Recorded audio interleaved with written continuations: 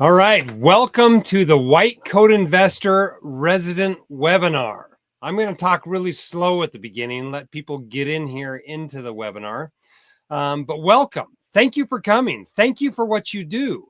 As many of you know, I was involved in a nasty trauma last summer. So I've had more interaction with the medical system as a patient in the last year than any other year of my life. And I've come to appreciate doctors and all that they go through, as well as everybody that helps them in the medical system, from the housekeepers to the nurses to the medics, you name it. I'm super grateful, way more grateful than I was a year ago for what you do. So thanks for what you do.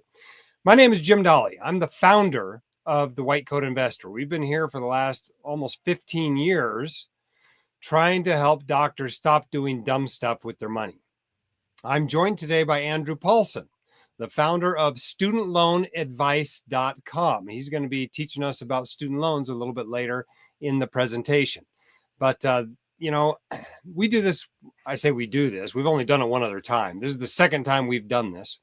But the reason we do it is because I can't get out to all of your residencies. I'd love to speak to each of you individually in person, but there's just way too many programs in the country. And frankly, I don't like spending that much time on airplanes or in hotels. So we decided we're just going to do it virtually. We figure if we can do it virtually for one residency, we're going to do it virtually for all the residencies and fellows. And I know a few of you are students and some of you are attendings, and that's okay.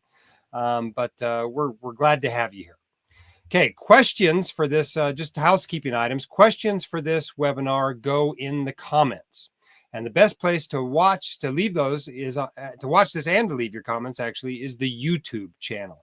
That's usually the best feed. Now, so I know some of you are watching this on Facebook or on Twitter or whatever, and that's fine. But if you start having problems, YouTube is usually the most reliable place. And we'll be monitoring all those channels. If we start having problems, my staff will hopefully let me know about that.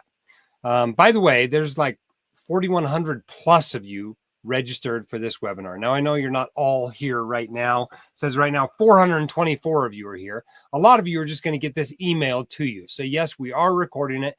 Yes, if you signed up for the webinar, you will get that recording and can watch it at your leisure. But what's going to happen tonight is we're going to present for about an hour and a half, probably. And then we're going to stick around for a while. Andrew's got some small kids he probably needs to put in bed tonight.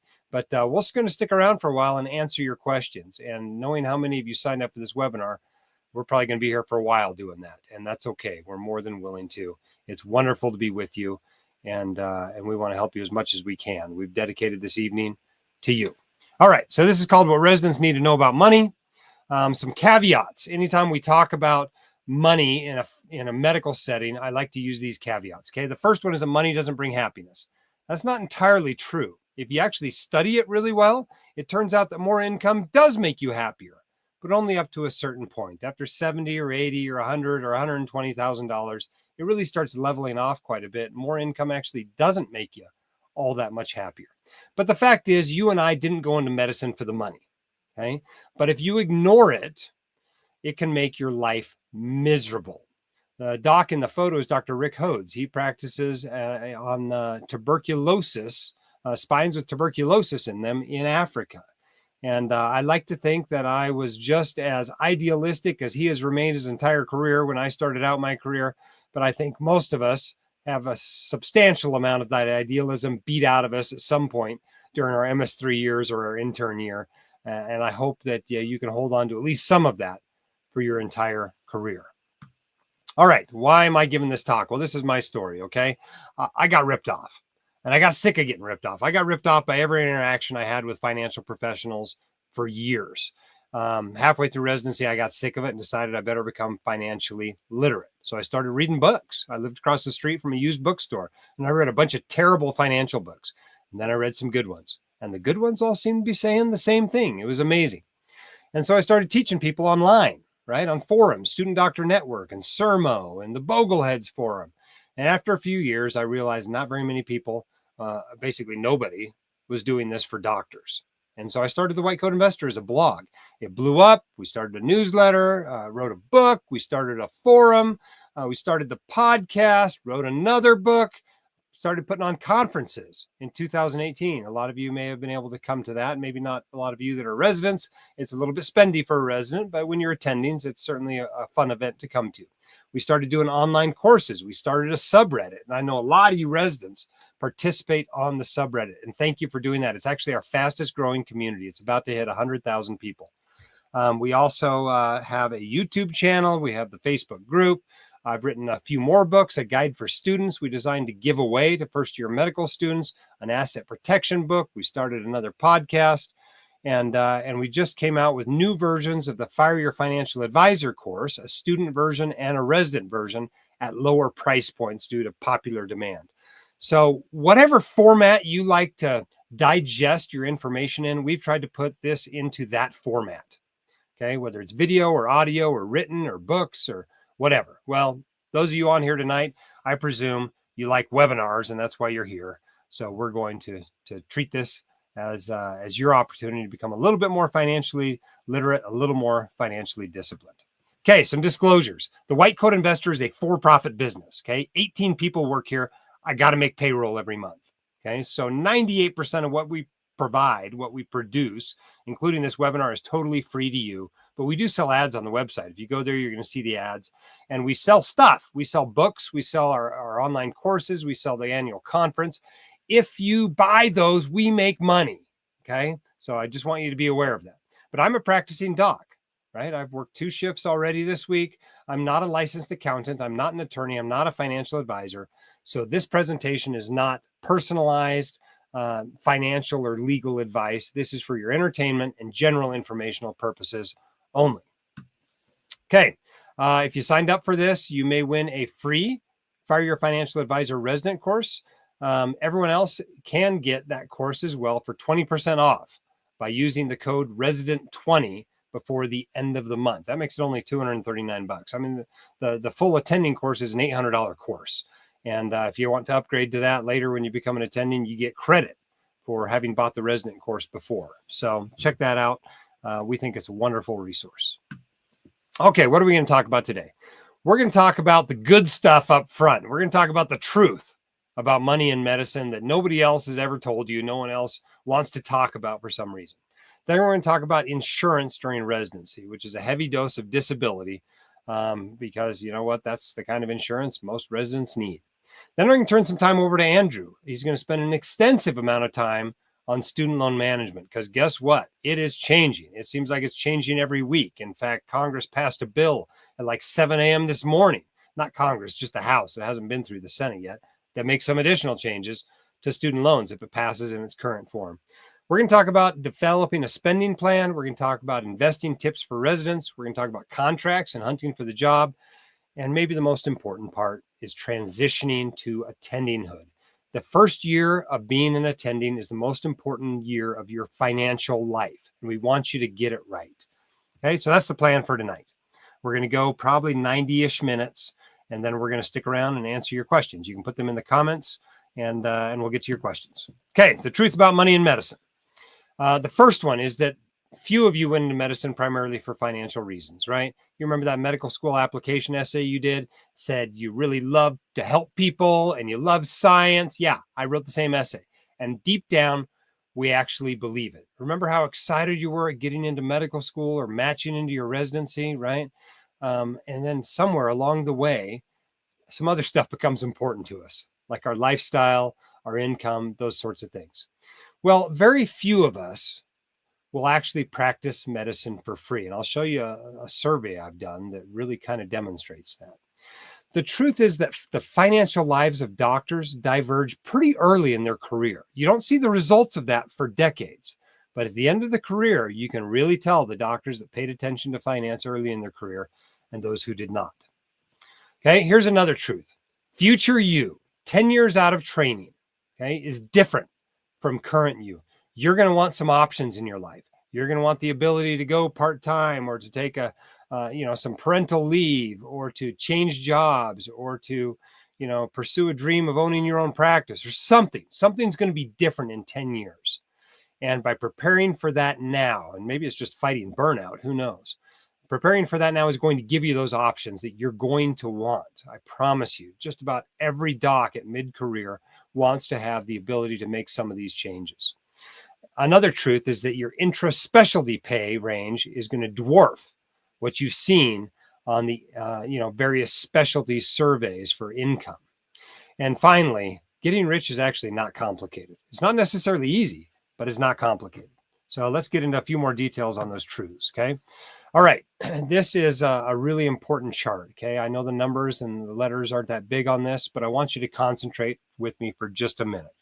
I want you to look down to those years in the 60s, right? Age 60 to 64 and age 65 to 69, okay? And you'll notice that leftmost column, that dark green column there, represents a net worth of under $500,000. Okay, so that's what, like 10 to 12% of doctors in their 60s, after 30 years, presumably at least 20, of attending physician level earnings, have a net worth, everything they own minus everything they owe, of less than $500,000. The line next to that are those who are $500,000 to $1 million. So you put it all together, and a quarter of doctors in their 60s are not millionaires. That is a huge tragedy. In my view, I do not want that to happen to you. There is no reason that you should make $5 or $8 or $10 or $12 million over the course of your career and have less than $1 million of it left at the end, especially with the miracle of compound interest helping you along the way. Okay. Burnout is a real problem in medicine, okay? And this chart divides it up into the various, generations. You can see that the millennials, are maybe a little more burned out than some of the actually they're less burned out than Gen X and boomers. If you look at the boomers, boy, 50% of them are saying it has a severe impact on my life. 46% for my generation, Generation X. Okay, so burnout's a real problem in medicine, and one of the best ways to deal with it is to be financially savvy enough that you can make changes in your career that are probably going to cost you money. Okay. Here's the other thing I want you to realize. I survey doctor groups all the time, and I ask them what they would do if I cut them a check for 10 million or 20 million or whatever, enough money that they definitely never have to work again. I ask them, would you come to work tomorrow? And guess what? About a third of them tell me no. They're like, I would basically retire just as soon as I could. A third of doctors, okay? And another 47% say I would cut back at work in some way. I would go part-time. I would drop call. I would, take Wednesdays off and play more golf, whatever. They would make some sort of change. And only about 10% of them say I'd keep working exactly the way I'm working now. What that tells me is that 90% of doctors, and maybe all of them, because that 10% is probably already working part-time, but 90% of doctors are working at least partially for the money. And I think you just got to recognize that you're human too, right? People go to work to make money. It's called work because somebody has to pay you to do it. And that's okay to not view this 100% as your calling, that part of what you're doing every day when you get your butt up at 5 a.m. and you go to work for the next 30 hours. Part of the reason you're doing that is because they're paying you, and that's okay. Okay, but recognize that how much you get paid doesn't depend on how much you know. It doesn't depend on how long you trained. And it doesn't depend on how unpleasant your work is, right? Market forces don't necessarily work well in medicine. As a general rule, doing procedures is going to pay you better than thinking, right? I get paid more to suture up a 3-centimeter laceration than I do to spend 45 minutes with, demented grandma and her 6 family members and the medics and calling her primary doc and all the other things that is required to take care of that lady. I got paid more to put, 5 stitches into a laceration. That's just the way medicine is. And the sooner you recognize that, and that it's probably not going to change, the better. Okay, there's this rumor out there that doctors are getting paid terribly or they're getting paid less every year. Well, it's not exactly true if you look at the salary trends, right? Sometimes the salaries go up higher than other times, but as a general rule, if you go all the way back to the 70s, doctors have gotten paid more and more and more each year, usually at least keeping up with inflation, sometimes a little bit more than inflation. Now, in the short term, sometimes that's not true, but generally in the long term, we do get paid more each year. being a doc is still a good deal financially. It's worth it to go to medical school, even if you have to borrow the entire cost. As long as you manage money well afterward, you're going to be able to take care of the cost of that medical school and still come out way ahead. So don't believe the pessimists out there that are telling you, oh, medicine's dying and you're never going to get paid. It's not true, right? Your skills are still very valuable, very rare, and you're going to make money. Okay, how much money are you going to make? Well, I hope nothing in this slide is news to you. Okay, I'm amazed how many medical students, residents, and even attendings I've run into that apparently never seen a slide like this. Guess what? On average, plastic surgeons make more than emergency docs who make more than pediatricians. I hope that's not news to you. Okay, this is a most recent survey from Medscape, I think, and these show the averages for the various specialties. Now, the important lesson to learn here is that this inter-specialty difference is actually dwarfed by the intra-specialty difference in incomes. I have met family docs making seven-figure incomes. I have met pediatricians making seven-figure incomes. I have met orthopedists that are barely making six-figure incomes. Okay, there's a wide variation in what physicians make. Here's an example. This is a salary survey from a few years ago. This is from my specialty of emergency medicine. I want you to look at the 10th percentile for employee compensation up in the upper left. That was $213,000 that year. Now I want you to go to the lower right and look at the 90th percentile compensation for partners, which was $510,000 that year. That's basically a $300,000 difference between the 10th percentile and the 90th percentile. That's far more than the difference between the average income of plastic surgeons and of emergency docs. And every specialty looks this way. That's just the way the field is. So recognize that. Make sure you're being paid fairly. Half of docs are making less than average money. All right. You better have a really nice job if you're accepting a job that's, paying you less than the average rate for your specialty. All right. Now, when I have medical students over to the house, I joke with them, right? I tell them, if you can't live on $200,000 or $300,000, you have a spending problem, not an earning problem. And they all laugh. But you know what? When I use that joke, speaking to a group of attendings, none of them laugh. They don't think it's funny at all because a lot of them are spending $200,000, $300,000, $400,000 a year. That said, the more money you make, the easier it's going to be to pay off debt, to build wealth, to give to charity, to help your family, to buy expensive stuff. It's just easier when you make more money.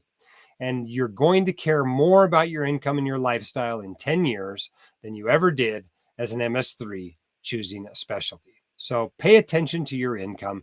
Your income matters. It's the first component in any, financial equation of how successful you're going to be. Don't be afraid to try to get paid what you are worth. Okay, but the lesson to learn here is not just to try to have a higher income. The lesson to learn is that wealth is not income. And people get this wrong all the time. Social media gets it wrong. Even the IRS gets it wrong. The IRS taxes income. It doesn't tax wealth. Okay? Rich people are wealthy. They don't necessarily have a high income. They don't necessarily make a lot of money. They have a lot of money, right? And that wealth is measured with net worth. That's everything you own minus everything you owe. Okay. And it's really important that you don't mistake assets for liabilities, right? Like a lot of people are like, oh, I have this great home. It's this wonderful asset for me. Well, kind of, except you got to insure it and you got to, maintain it and you got to pay taxes on it, right? In actuality, your home costs you money. It's more of a liability. Your car is certainly more of a liability than it is an asset. So keep those things in mind when you're learning about finance. Some things pay you. Some things do not. The things that pay you are assets. The things that do not are liability. But your goal here over the course of your career is to take that high income you're going to soon have and use it to actually build wealth. And we're going to talk about how to do that. Okay, here it is. Most important slide in the talk, maybe. Okay, if you've been wondering how to get rich, here is the secret. Step 1, make a whole bunch of money. Okay, get a high income. Step 2 is don't spend it all. In fact, the less of it you spend, the faster you get rich. Then you put your money to work. You invest it. You make it work as hard as you do. And you make sure you don't lose the money to things like death and disability and divorce, the 3 big Ds, right? As well as things like fraud and investing mistakes and leverage. Okay. That's it. That's as complicated as getting rich is. It's not that hard. And the truth is, most Americans have an income problem. You do not, or you soon will not have an income problem. You will have a high income because you are a resident now and you will soon be an attending physician. That's 90% of the job, right? The rest of it is relatively easy compared to that. Okay, so the greatest task of your financial life is to save up a retirement nest egg. And you're going to need approximately 25 times what you spend each year. So if you spend $100,000 a year, you're going to need 2.5 million to be financially independent, to retire. If you spend 200,000 a year, you're going to need 5 million in order to support you. If you spend $300,000 a year, you're going to need about 7.5 million. That's kind of the way the math works. But for the typical physician, the nest eggs of those retiring comfortably tend to be in the $2 to $5 million range. That's what you need to acquire at some point over the next 20 to 30 years. And what that requires is it requires 20 or 30 years of you putting away approximately 20% of your gross income.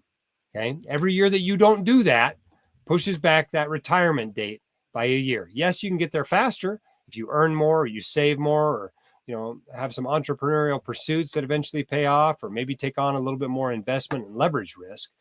But in general, this is the formula for becoming wealthy, right? You carve out a chunk of your income every year, you invest it, you give compound interest some time to work. And you know what? That $60,000 you're putting away every year is going to grow, and is going to grow to an amount that's going to be able to support you throughout a comfortable retirement. You cannot put this off until mid-career. You cannot put this off until late career. It will require you to save a ton of money or to dramatically cut back on what you're spending at that point. The math works about like this. This comes from a blog post by a fellow named Pete Adney, who blogs as Mr. Money Mustache. And this uses net savings rate, not the more common gross savings rate that I often talk about. And when I'm saying save 20% of your gross income, he's saying this is how much of your net income you need to save to get to retirement, right? If you're not saving anything, you're never going to be able to retire. If you're saving everything, you're already financially independent, right? Everybody else is somewhere in between. And you'll see, for a typical career length of 28 or 32 years, your savings rate needs to be 25 to 30% of your net income, or something around 20% of your gross income. So that's for a full career. If you only want to work half a career, well, you can just save more money, put away half your income, for instance, and you'll get to financial independence by mid-career. It is an option. Some doctors choose that option. You don't have to. It's perfectly reasonable to work until you're 60 or 65 or 70. As long as you don't become disabled or become disillusioned or burned out, you can do that. But realize that there is the option to retire earlier. And the main way you do it is you just save more of your income as you go along. Okay, so what am I telling you about money, about income, about wealth? Well, I want you to just care a little bit about it, okay? Care how much you make, care how much you save, maybe calculate it every year. Care about how that money is invested. Don't just ignore this financial stuff, and realize that this combination of financial literacy and financial discipline is really rare. It's rare even among high earners like doctors. In fact, if you possess both of those things, you'll start looking around you at other people in the world and feel like you have a superpower. Okay, let's get into insurance. And I've added some stuff to this section of this presentation since last year because we just keep running into docs who don't have insurance and need it. Docs become disabled during residency all the time. Okay, let's think about your greatest asset, right? Is it your home, your car? Is it a boat? Is it your investments? No, for most of you, your greatest asset is your future earnings, right? The average physician makes $363,000 a year. If you multiply that by 30 years, it's over $10 million. It's an incredibly valuable asset, and you should probably insure it. Okay. And the way you do that is with what's called disability insurance. And docs really do become disabled. About 1 in 4 20-year-olds are going to have a disability that lasts at least 3 months at some point during their working years, between age 20 and age 65. Okay. If it lasts at least 90 days, there's a 1/3 chance that that disability will last at least 5 years. And 5 years of no income is a serious financial catastrophe for most docs. Okay. Now people wonder, they think, oh, people are, falling off mountains like I did, or getting in car wrecks or whatever. But the truth is most of it's illness, right? People get cancer, they get heart disease, or they have some, back issue or something. It's not trauma that's disabling most docs. Some docs, yes, but most docs, it's a medical problem. And if you divide it up, you'll see, 13% are injuries, 25% are musculoskeletal stuff, a lot of back and neck kind of issues, arthritis kind of stuff. 12% it's cancer. 10% is mental health, 8% is circulatory issues, often, heart disease. 14% is nervous stuff. Okay. And you'd be surprised how much of that happens, MS, for instance, you may not develop it until residency or afterward, right? Then 18% is other stuff, but that's what people get disabled from. And it happens all the time. We get emails from the insurance agents we refer docs to. We get emails from the docs themselves saying, I'm so glad I bought it. Thank you for telling me. I just bought my disability insurance 3 months ago and now I'm disabled. It happens. You are not invincible, I promise. Okay, so when should you buy long-term disability insurance? Well, you should buy it as soon as you start getting paid. If you're an intern, it's time to buy it. Okay. You want to ask yourself, well, when do you want to get paid? Well, that's called the elimination period, right? And the standard one is 90 days. So they don't pay you until you've been disabled for at least 90 days. And truthfully, it's actually at about 120 days because they pay you at the end of the month. But they don't pay you until that fourth month most of the time. That means you need an emergency fund to cover that first 120 days after you get disabled. Okay. And then you got your benefit amount, right? How much do you want to get paid? And that is usually tax-free money because you typically pay for these policies with after-tax dollars. If your employer is buying the policy, though, be aware that they're getting a tax break for that, and your benefits are probably going to be taxed, probably at a lower tax rate than your typical earnings because it's less money, but it would be taxable if your employer was buying it. And these policies typically pay you until age 65 or 67 with a minimum of 2 years. So if you got disabled at age 64, it'd pay you for a couple of years. And typically they'll let you insure up to 60 to 70% of your income. So there are really two kinds of policies. Okay, there's individual policies where you go to an insurance agent like the ones we refer to. If you go to whitecoatinvestor.com/insurance. And these policies are great policies. They have nice, strong definitions of disability. So if you have something happen to you, it's going to pay you. They're portable, meaning if you leave your job, it goes with you. You get to choose the various options, various things you want in the policy. You can choose from, 5 different, disability insurance companies and their policies and get the best one for your specialty and health status and gender and state that you're in, right? The downside of getting an individual policy is it usually costs more than the group policies offered by your employer. It also usually requires you to have some labs drawn, pee in a cup, answer some medical questions. They look at your prescription history, etc. On the other hand, if you just get what your employer is offering, it's probably a weaker definition of disability. So if your disability is kind of in a gray area, it might not pay. And it's probably not portable. It's not going to go with you when you leave your employer. Your employer is going to choose all the options and is going to choose the company that offers it. The premiums will be lower, though. They might even be free to you, depending on your contract, but the benefits are not as good. One reason you might want to use it, though, if you're like me and you have to answer pesky questions like, do you rock climb and scuba dive and fly small planes or go hang gliding or whatever, right? The group policies are less likely to ask you those questions. And they're less likely to do an extensive exam. So you might find it's a little easier to get a group policy, especially if you have some of those issues. I ended up having one policy of each. I had an individual policy and a group policy. The individual one wouldn't have paid if I got injured rock climbing.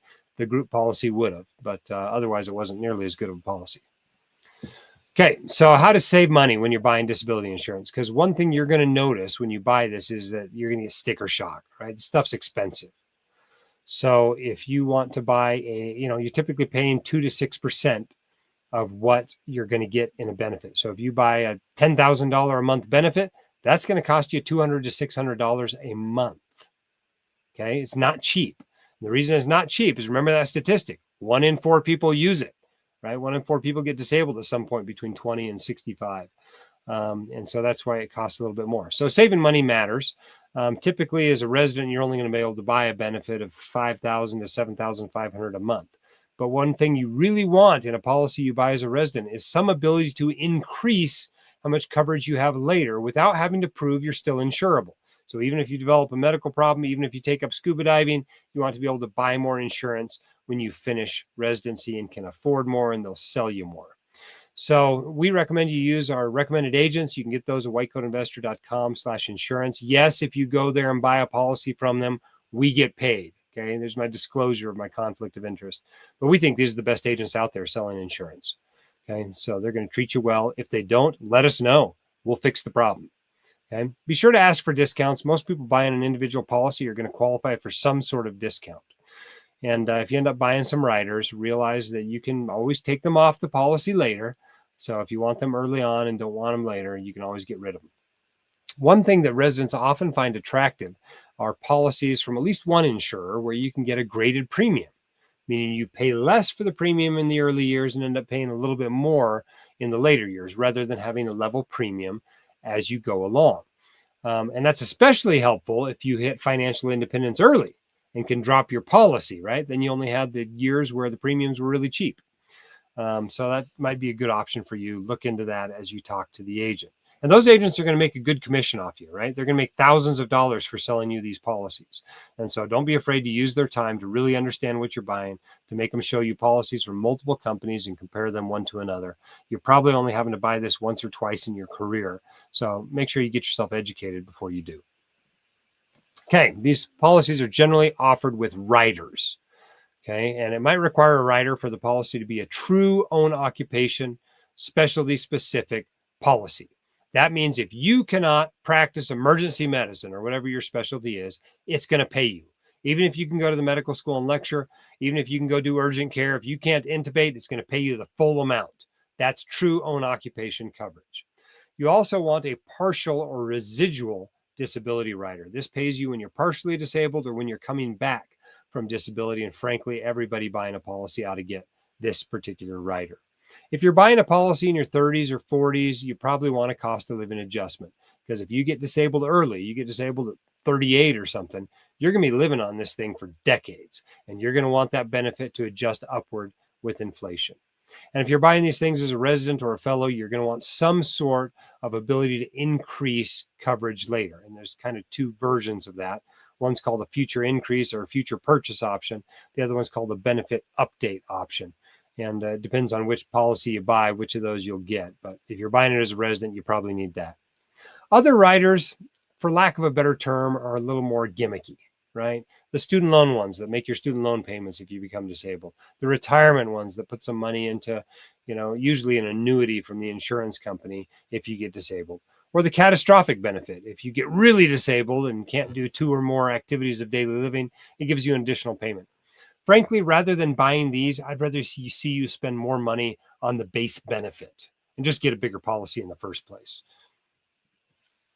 Okay, well, I mentioned earlier the importance of these future earnings riders, the benefit increase riders and benefit update riders. They let you lock in your ability to increase your coverage later. It's often free, right? Sometimes that rider doesn't even cost you anything. So sometimes you might be able to start with as little as $1,000 a month in coverage, right? A really little benefit, pretty cheap. But then it requires you to increase your coverage at set intervals, like every 3 years. And if you don't accept that increase or a certain percentage of the benefit offered, well, you can't increase it anymore in the future. So most of the time it makes sense to exercise that when it is offered to you so that you can get a bigger benefit.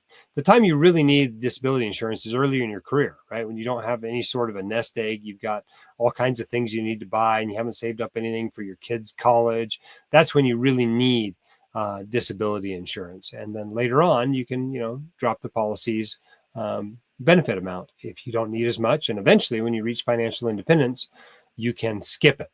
Okay, you can cancel it completely. Okay, but these benefit increase riders, sometimes right as you come out of residency, they'll give you an extra option to increase it, which is exactly when you want to. But you really got to talk to the agents about these. These are complicated, and you may choose your policy based on this benefit increase rider rather than a benefit update rider, for instance. There's just slight differences between them. but they might matter to you. So talk with the agents about them. And there's a QR code there. If you don't have disability insurance, you can get a quote from an agent using that QR link. Okay, a lot of you do fun stuff: scuba diving, paragliding, rock climbing, whatever. And a lot of you have a medical problem. You don't think you have a medical problem. You're like, oh, I had testicular cancer 8 years ago, and it's cured. It's fine. I'm good. Or I just have a little bit of hypertension. I take the lowest dose of hydrochlorothiazide. It's no big deal. Or I had one visit for back pain like 4 years ago. Well, guess what? The insurance companies do care about that stuff. And sometimes people get rejected, or they get a less, a policy that's not quite as good. So one thing to consider, especially while you're still in residency or fellowship, is a type of policy called a guaranteed standard issue, or GSI policy. Okay. And it might not be the exact policy you like. It might not be with the best company, but the nice thing about GSI is it's guaranteed, right? So even if you climb rocks, or even if you've had cancer, or even if you've got, you're on some medications for whatever, you can still get the policy. And so that's the way to do it, right? Go get a guaranteed standard issue policy. You can always apply later if you want and get a fully underwritten policy. The fully underwritten one might be a better policy, might even be cheaper for you. But, be aware that if you have any sort of problem in your past, even if you think it's a nothing burger, mention it to the agent. You do not want to be declined for insurance when you could have applied for a GSI policy. Okay. So you can also have the agents shop you around informally with the underwriters, talk about your unique medical problem and see if they think it's a big deal or not before you formally apply and are rejected. Because if you get rejected, that goes in a database. And when you apply again in the future, they're going to know you got rejected. You don't want that to happen. Okay, besides disability insurance is for you and anybody else that depends on your income. But if there's someone else depending on your income, you probably also need some life insurance. And the type you should buy is term life insurance. You might even want to buy some of this on a stay-at-home parent. If you're married to somebody and have a few kids or a child or whatever, and they're staying at home, you might want to buy one on that person too. But the point of term life insurance is if something happens to the insured person, you get a lump sum payment. You get cash, right? Cash on the barrel hub, best thing possible. And you can usually get it pretty fast. You send the insurance company a death certificate, and two weeks later, you got $1 million or whatever your policy was, right? Term insurance is pure life insurance. If you die during the term, you get the benefit. That's the way it works. And if someone else depends on your insurance, you probably have a pretty significant need if someone else depends on your income, you have a pretty significant need for term life insurance. Okay. The good news is, even compared to disability insurance, this stuff's pretty cheap, right? A 10-year policy, if you're young and healthy, it's $17 a month for $1 million. That's it, right? Even if you want a longer policy, a 30-year policy, it's only $45 a month for $1 million benefit. Okay.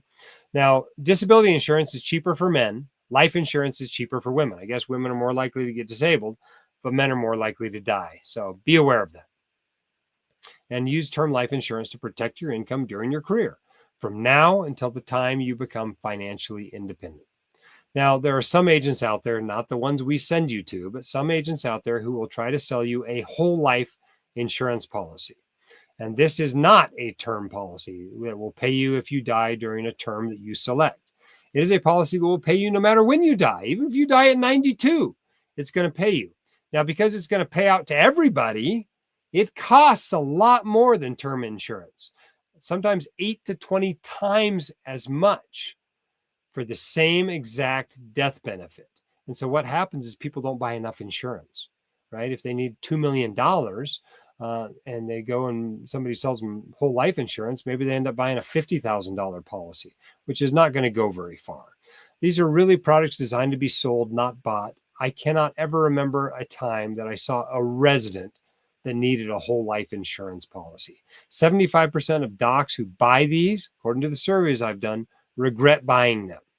So don't buy whole life insurance. Buy term life insurance unless you have a very unique situation. You are 100% convinced that whole life is the right product for you. Just being a doctor, especially being a resident doctor who's still got student loans to pay off, is not a reason you get a whole life insurance policy. Okay, so how much money are you going to, or how much of this do you want to buy? Well, what do you want the money to do? Do you want your spouse to never have to go back to work? Well, then you need a policy that's big enough to be 25 times your annual expenses. It's got to replace your entire nest egg. Do you want it to pay off the house? Well, how much do you owe? Do you want to pay for college? Well, how much do you want for each kid for college? Remembering that, you've still got some time for that money to compound. Remember, you don't necessarily need it to pay off your student loans, right? Federal and even most private student loans get forgiven if the borrower dies. And then you add it all up, you round up to the nearest million, and that's what you buy. Typically, it's not an amount like $300,000 or $350,000. It's more like $2 million, $3 million, $5 million. That's what most docs with the term life insurance need are purchasing. Okay, other things you might want to consider. If you're renting, renter's insurance. If you own a home, homeowner's insurance. They have similar coverages. Your landlord is not going to cover your stuff if the place burns to the ground. You need renter's insurance to cover that. You need your car to be insured, right? One of the biggest liabilities you have is hitting somebody in your car that's worth a lot of money driving an expensive car. And then you can buy an umbrella insurance coverage that sits over the top of your homeowners and your car insurance coverage and gives you additional personal liability coverage. The good news is this is way cheaper than malpractice. For $200 or $300 or $400 a year, you can probably get $1 million in additional liability coverage. And that's really what most of you probably ought to have. Even as a resident, it's probably worth buying. It's not that expensive, and it's good to have that coverage. Okay, Andrew, it's time for you to take it away and me to take a break. Thanks, Dr. Dahle. All right, let's talk student loans. My name's Andrew Paulson. I have a master's degree in accounting, and I'm a certified student loan professional. I am the co-founder and lead consultant at studentloanadvice.com, and our team has now advised on nearly $1 billion of student loans for doctors and dentists all across the country. My inspiration came from when my wife and I were trying to figure out how to pay down her student loans from nursing school. Here's a little bit of context on the business Student Loan Advice, or SLA, that I run. We create custom student loan plans using the principles of the white coat investor. Everything that we talk about today in terms of key financial principles that you need to be aware of, we share that same vision. What we'll do is you'll meet one-on-one with a student loan pro. They'll guide you through your best options to manage your loans, whether it's PSLF, refinancing, married filing separately, income-driven repayment programs. We help you navigate all of that. And bottom line, we'll help save you time, money, and give you answers on your student loans. Here's what we're going to talk about today. A bit on Student Loans 101, federal student loans, private student loans, the loan forgiveness programs that you need to be aware of, and private refinancing.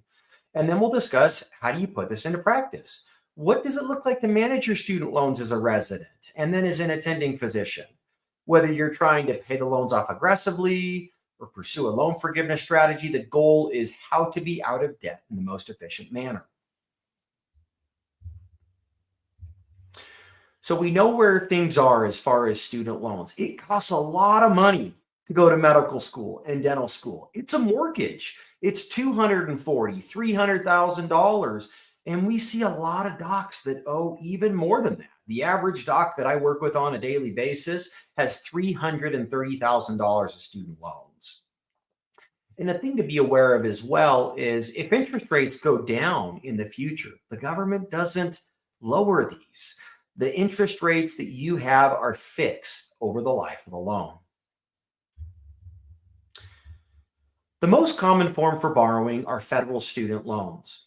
Interest rates are typically anywhere from 2 to 9%, and they come in a different variety of flavors. They have Stafford subsidized, Stafford unsubsidized, and plus graduate loans. And before 2010, there was a program named Family Federal Education Loans, that is FFEL, but that program has been discontinued. And now, for those of you that are in residency, most likely you have direct federal student loans. There are 4 key protections that federal student loans have. Number 1 is repayment programs, and we'll go into depth on those repayment programs and what you need to be aware of. There's also forbearance and deferment. That means for a temporary period of time, you can put off making payments, but please try to stay out of forbearance and deferment.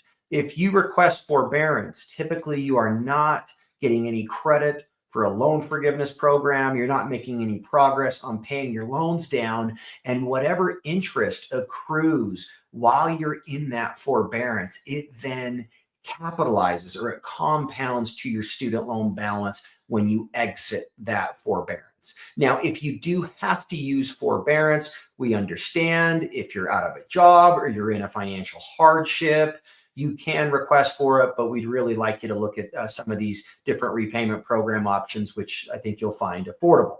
There's also deferment, and that is typically when you're in school, you can go into deferment, or perhaps you get an illness like cancer and you just can't temporarily pay on your student loans. The third protection is there's death and disability. That means in the event of death or you become totally and permanently disabled, your federal student loans will be discharged. They're discharged tax-free. They're not passed to a partner, spouse, or children. And the last is loan forgiveness. And we'll talk about a number of loan forgiveness programs that you need to be aware of. Another key question that we get all the time is direct federal consolidation. And this is a very typical step that you'll want to take when you were a newly matched, soon-to-be intern. But now as you are in your residency program, we tend to not see a lot of people consolidate after they have been in repayment for a number of years. But certainly if you're starting your first year of residency, this is something you can do. And it allows you to take your dozen or 20 loans and it lumps them all together nice and neatly. And it allows you to move into repayment usually this summer rather than waiting for 6 months for that grace period to expire and starting repayment usually in October, November, December of your first year of residency. Another key component of a direct federal consolidation is if you have some older type of federal student loans, such as those FFEL loans or Perkins loans, a direct federal consolidation will get them into a direct loan that's eligible for the latest and greatest repayment plans and forgiveness options. Let's cover some of the repayment programs that you need to be aware of. There's a lot, okay? There's about 10 of these repayment programs. The first 4 are what I call time-based. Standard is fixed payments over 10 years. Think of it like a mortgage, but over a 10-year period of time. Graduated is also a 10-year schedule, but payments start out lower and increase every 2 years. So it has a stepping up effect. There's also extended, which is fixed payments over 25 years. An extended graduated, similar to the graduated flavor earlier, where payments start out low and increase every 2 years. There's also income-driven repayment plans, or IDR plans, not to be confused with IBR, that is its own repayment program. A key thing, and something that we'll talk a little bit about, repayment programs with student loans are subject to change, and there may be some changes as early as this summer. There's 4 different income-driven repayment programs: income contingent repayment, ICR, income-based repayment, IBR, pay-as-you-earn, PAY, and saving on a valuable education, SAVE. If you have 6-figure student loan debt, please learn the nuances of each of these programs or have someone help you navigate that, because selecting the optimal payment program is really critical to effectively approach your student loans. Income-driven repayment programs. Payments have almost nothing to do with your interest rate. Payments have almost nothing to do with the size of your student loan balance. They're based solely on the people in your family and your income. Let's take a resident who's making $60,000, and let's suppose they're single. What would your payments look like across the spectrum for repayment programs? You'll notice across ICR, the two versions of income-based repayment, pay and save, there's a wide array. If I'm making $60,000 as a resident, I could be paying $750 or $200 a month. And I would tend to think that when you're in residency, it's a great idea to keep your payments as affordable as possible because you're not making $20, $30, $40,000 yet, right? But then something to notice as well is that as your household size increases, the payments start to go down. That is, say you're married, and let's say you have two children, and now you're a household size of four. Well, you'll notice now that in a couple of those payments, the save plan is zero. And in a couple of them, it's down to about $100 a month. Okay. So there is a benefit to having a family here as far as student loan payments. Let's talk about some of the loan forgiveness programs. Number one, public service loan forgiveness. This is the holy grail of student loan forgiveness programs, and we're going to talk in detail about it because it's really important. The second is IDR loan forgiveness. That's a federal forgiveness program where you get onto one of those IDR plans and pay for 20 to 25 years, and then the student loan balance is discharged. However, whatever your outstanding student loan balance is, when you hit your forgiveness term, it is categorized as taxable income. So that means, say after you've paid for 20 years, you still owe $200,000 on your student loans. If you're living in a high tax state like New York, you may have a $100,000 tax bill that you have to pay after you've already made 20 years of payments. You have to pay this big tax bill at the end. They call it the tax bomb. There's also a plethora of loan repayment assistance programs, and every state, different employers, they are very vast. So definitely wherever you're looking to work or to practice, or if you're moving states, definitely check it out. Look up to see if your state has a loan repayment assistance program. Tends to be for those that work in primary care, mental health, that will usually be eligible for those.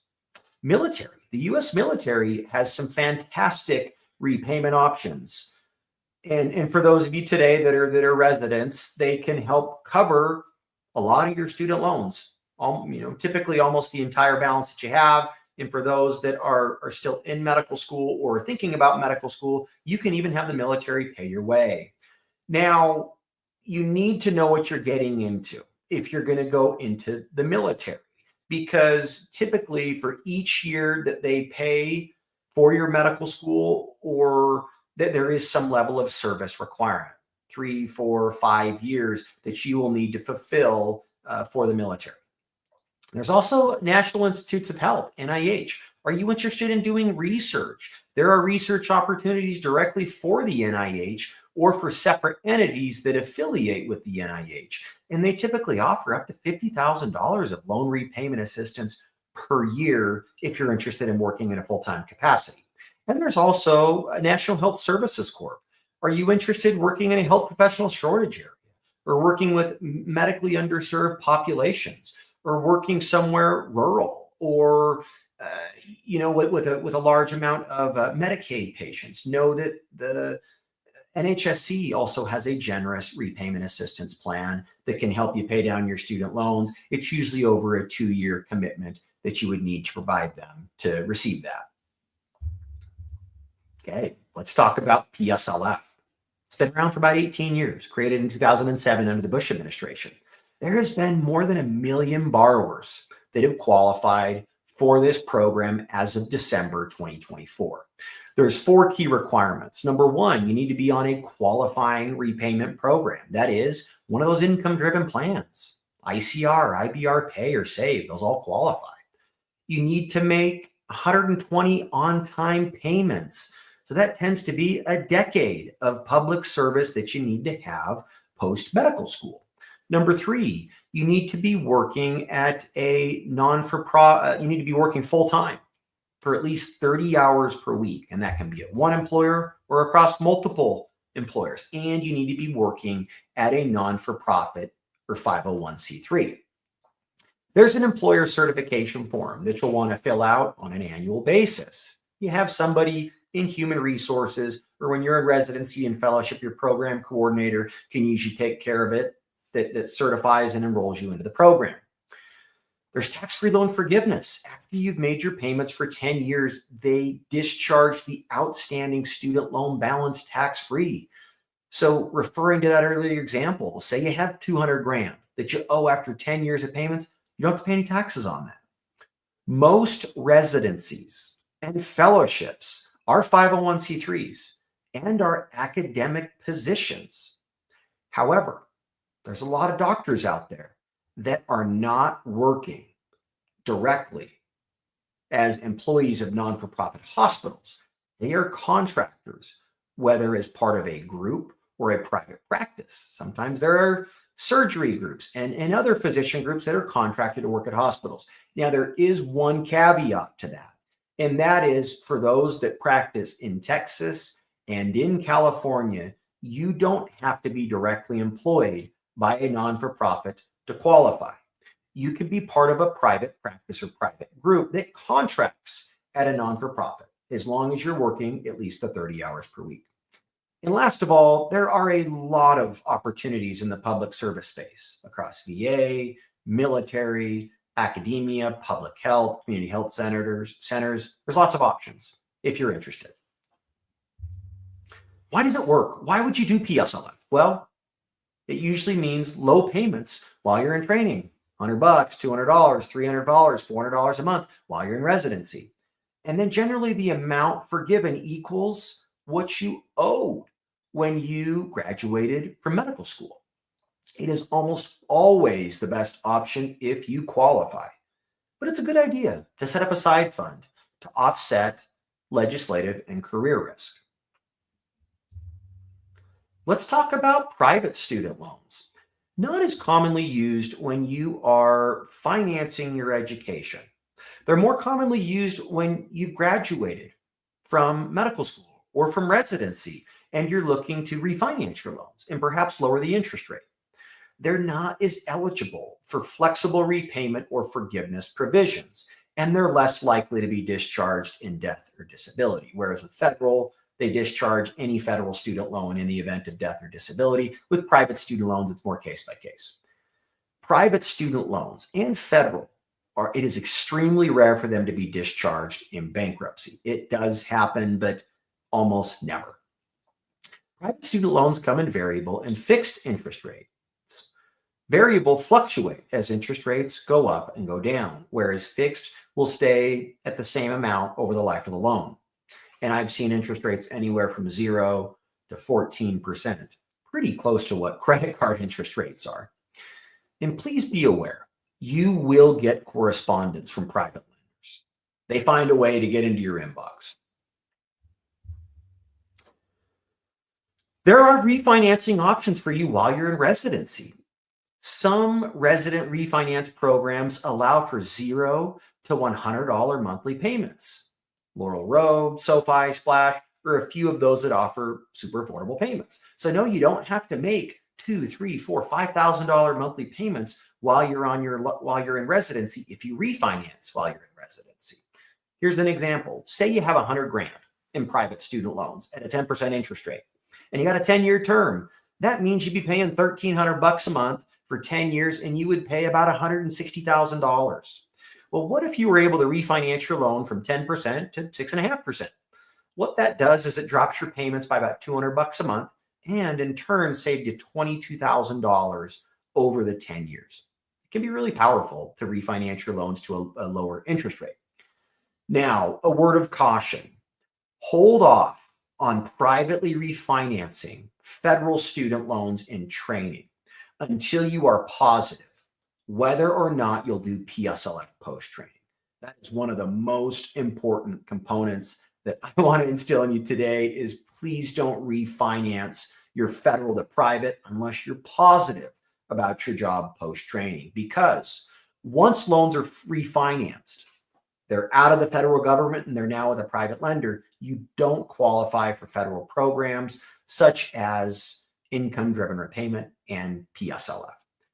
I have been on the end working with a fair amount of doctors that thought they qualified for a federal loan forgiveness program when we found out that they had refinanced and it was a six-figure mistake. Okay, let's talk a little bit about what's going on in Washington, D.C. Student loans are federal programs, and they can fluctuate from time to time. There is income-driven repayment and some volatility in the PSLF program right now. Congress and the Department of Education can modify programs. They can make them more beneficial, or they can make them harder to obtain, or perhaps more expensive. This summer, there may be some policy shifts that can impact existing repayment programs and may even limit forgiveness eligibility. And the impact on you as doctors could mean higher payments, or perhaps even having to be in repayment for a longer period of time. A recent example is what has happened with the Saving on a Valuable Education SAVE program. This was a program that was created under the Biden administration through the executive branch. And about a year into its life, it was held up by the courts, and it's very likely to be eliminated this summer. It's imperative for you to stay up to date on these changes because it can modify your plans. And while we await some changes to come down the pipeline, know that you'll have updates later down the road as far as what policies are changing, because there are some areas that may change, but all of it's proposal right now. And we don't want to get too far over our skis.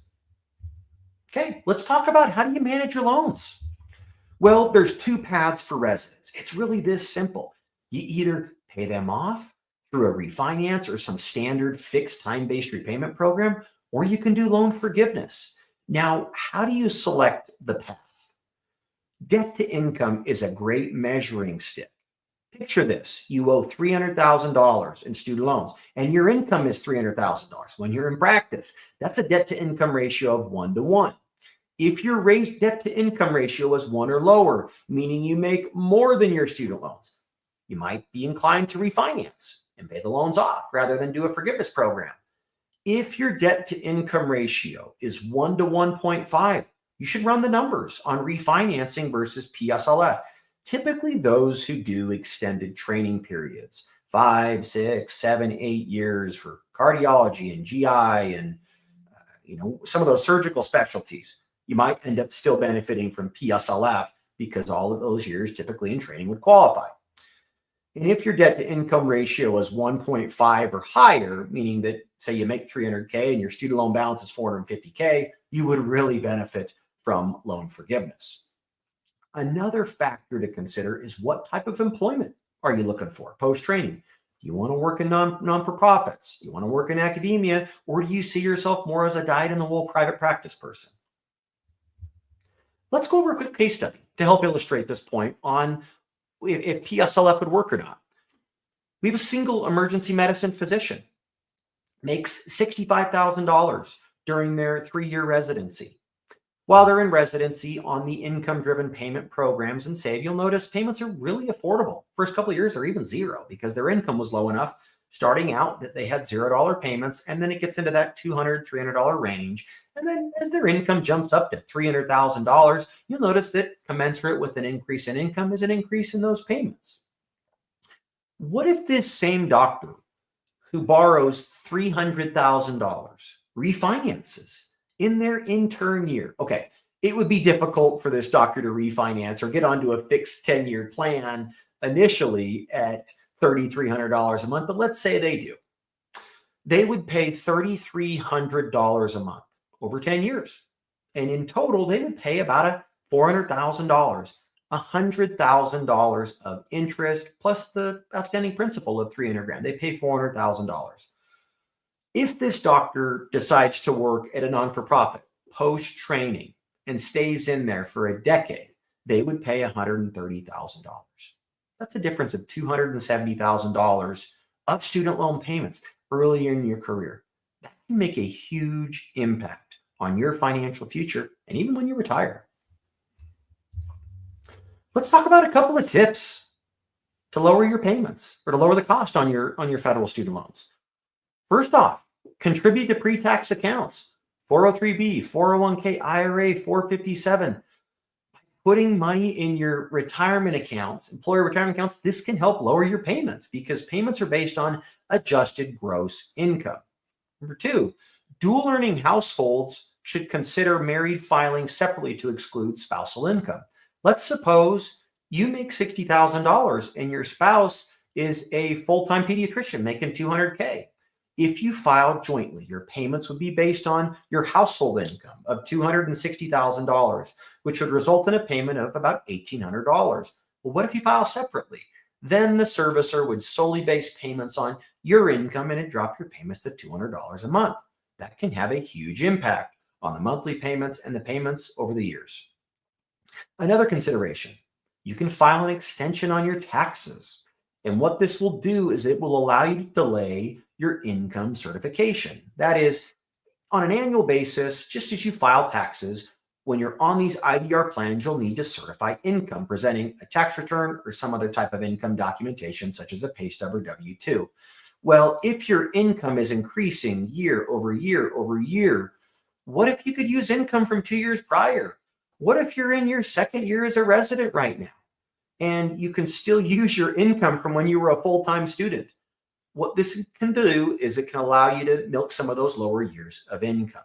And this particularly manifests itself when you go from resident to attending. Okay.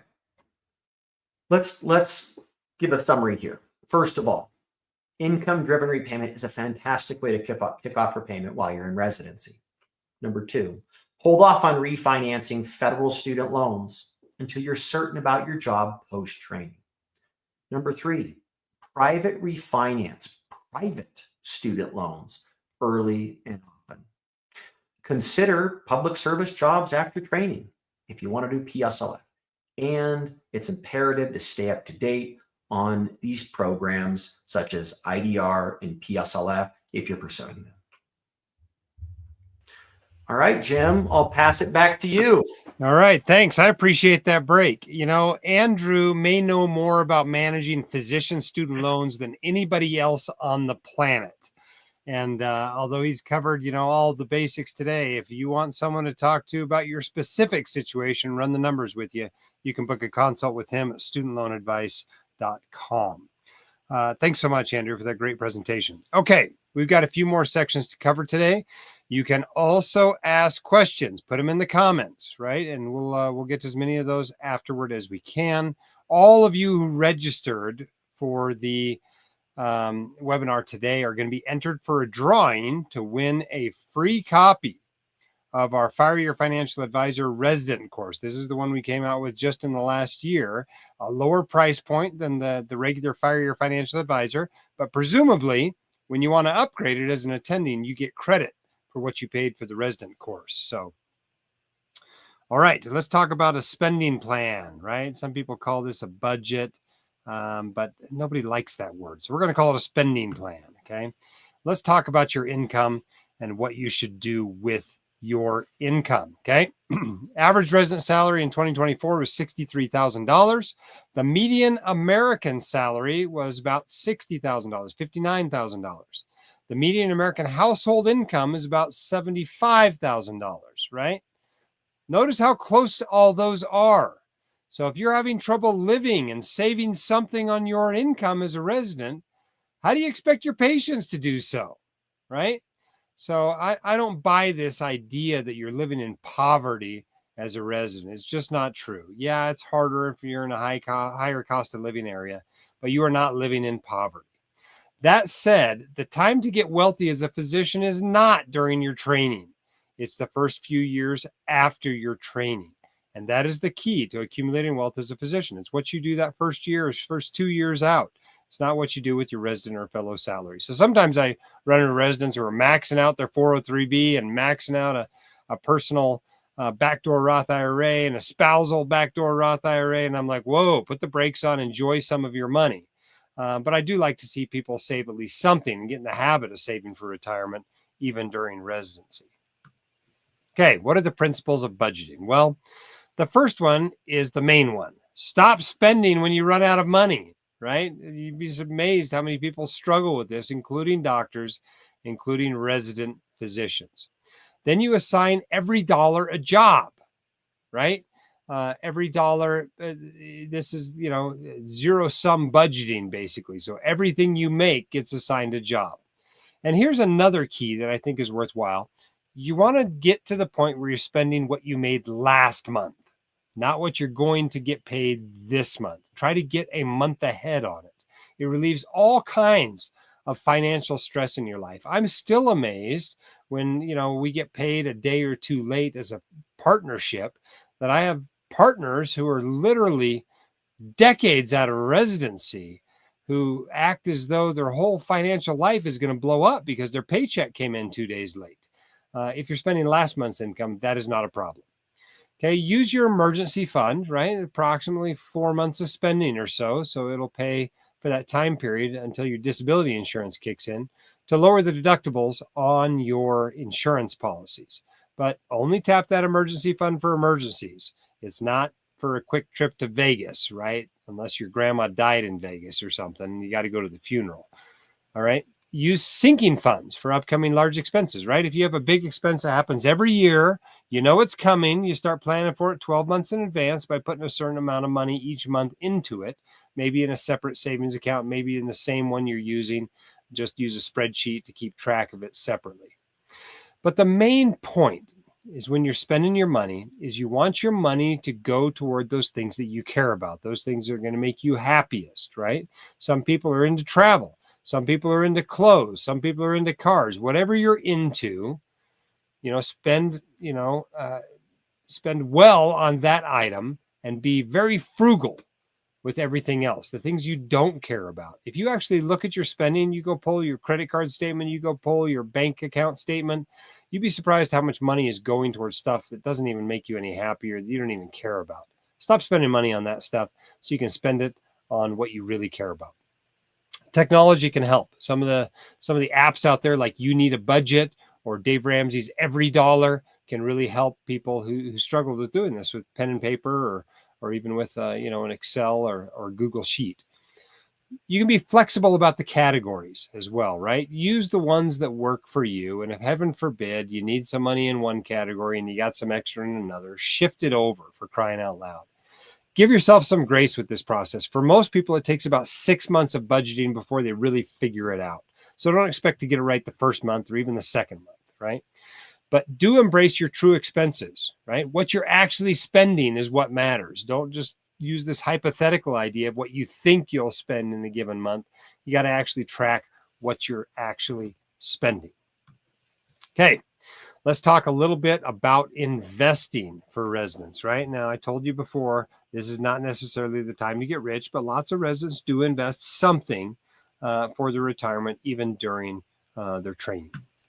So your two best investments. The first one is any match that your employer is giving you for your 401k or 403b contributions, right? A match is basically part of your salary. So go to HR, get a copy of the plan document for the 401k or 403b or whatever, and find out if there's a match and how much money you got to put in the account to get that match, and make sure you're putting in at least that amount. The second best investment for lots of residents is your credit card. Quite frankly, a lot of you come into residency carrying debt on a credit card. Sometimes it's at 15%, 25%, even 30% interest. If you've got a 15% credit card debt, paying that off is a guaranteed 15% return. And you're just not going to find that anywhere else in the markets. Okay. Maybe there's an exception in your student loans if you're getting the rate subsidized, all those plans seem to be going away. Or if you're expecting PSLF, well, maybe you don't pay off debt. But you can still pay off your credit card debt. You can still pay off your auto loan, just maybe not making extra payments on your student loans. Okay, use retirement accounts, right? There's two big varieties of these. The first one is the one you get the upfront tax break on, tax deferred or traditional accounts. And the other one's the one that you don't get the upfront tax break on, but when you take the money out of the account in retirement, it comes out tax-free. Those are generally called Roth or tax-free accounts.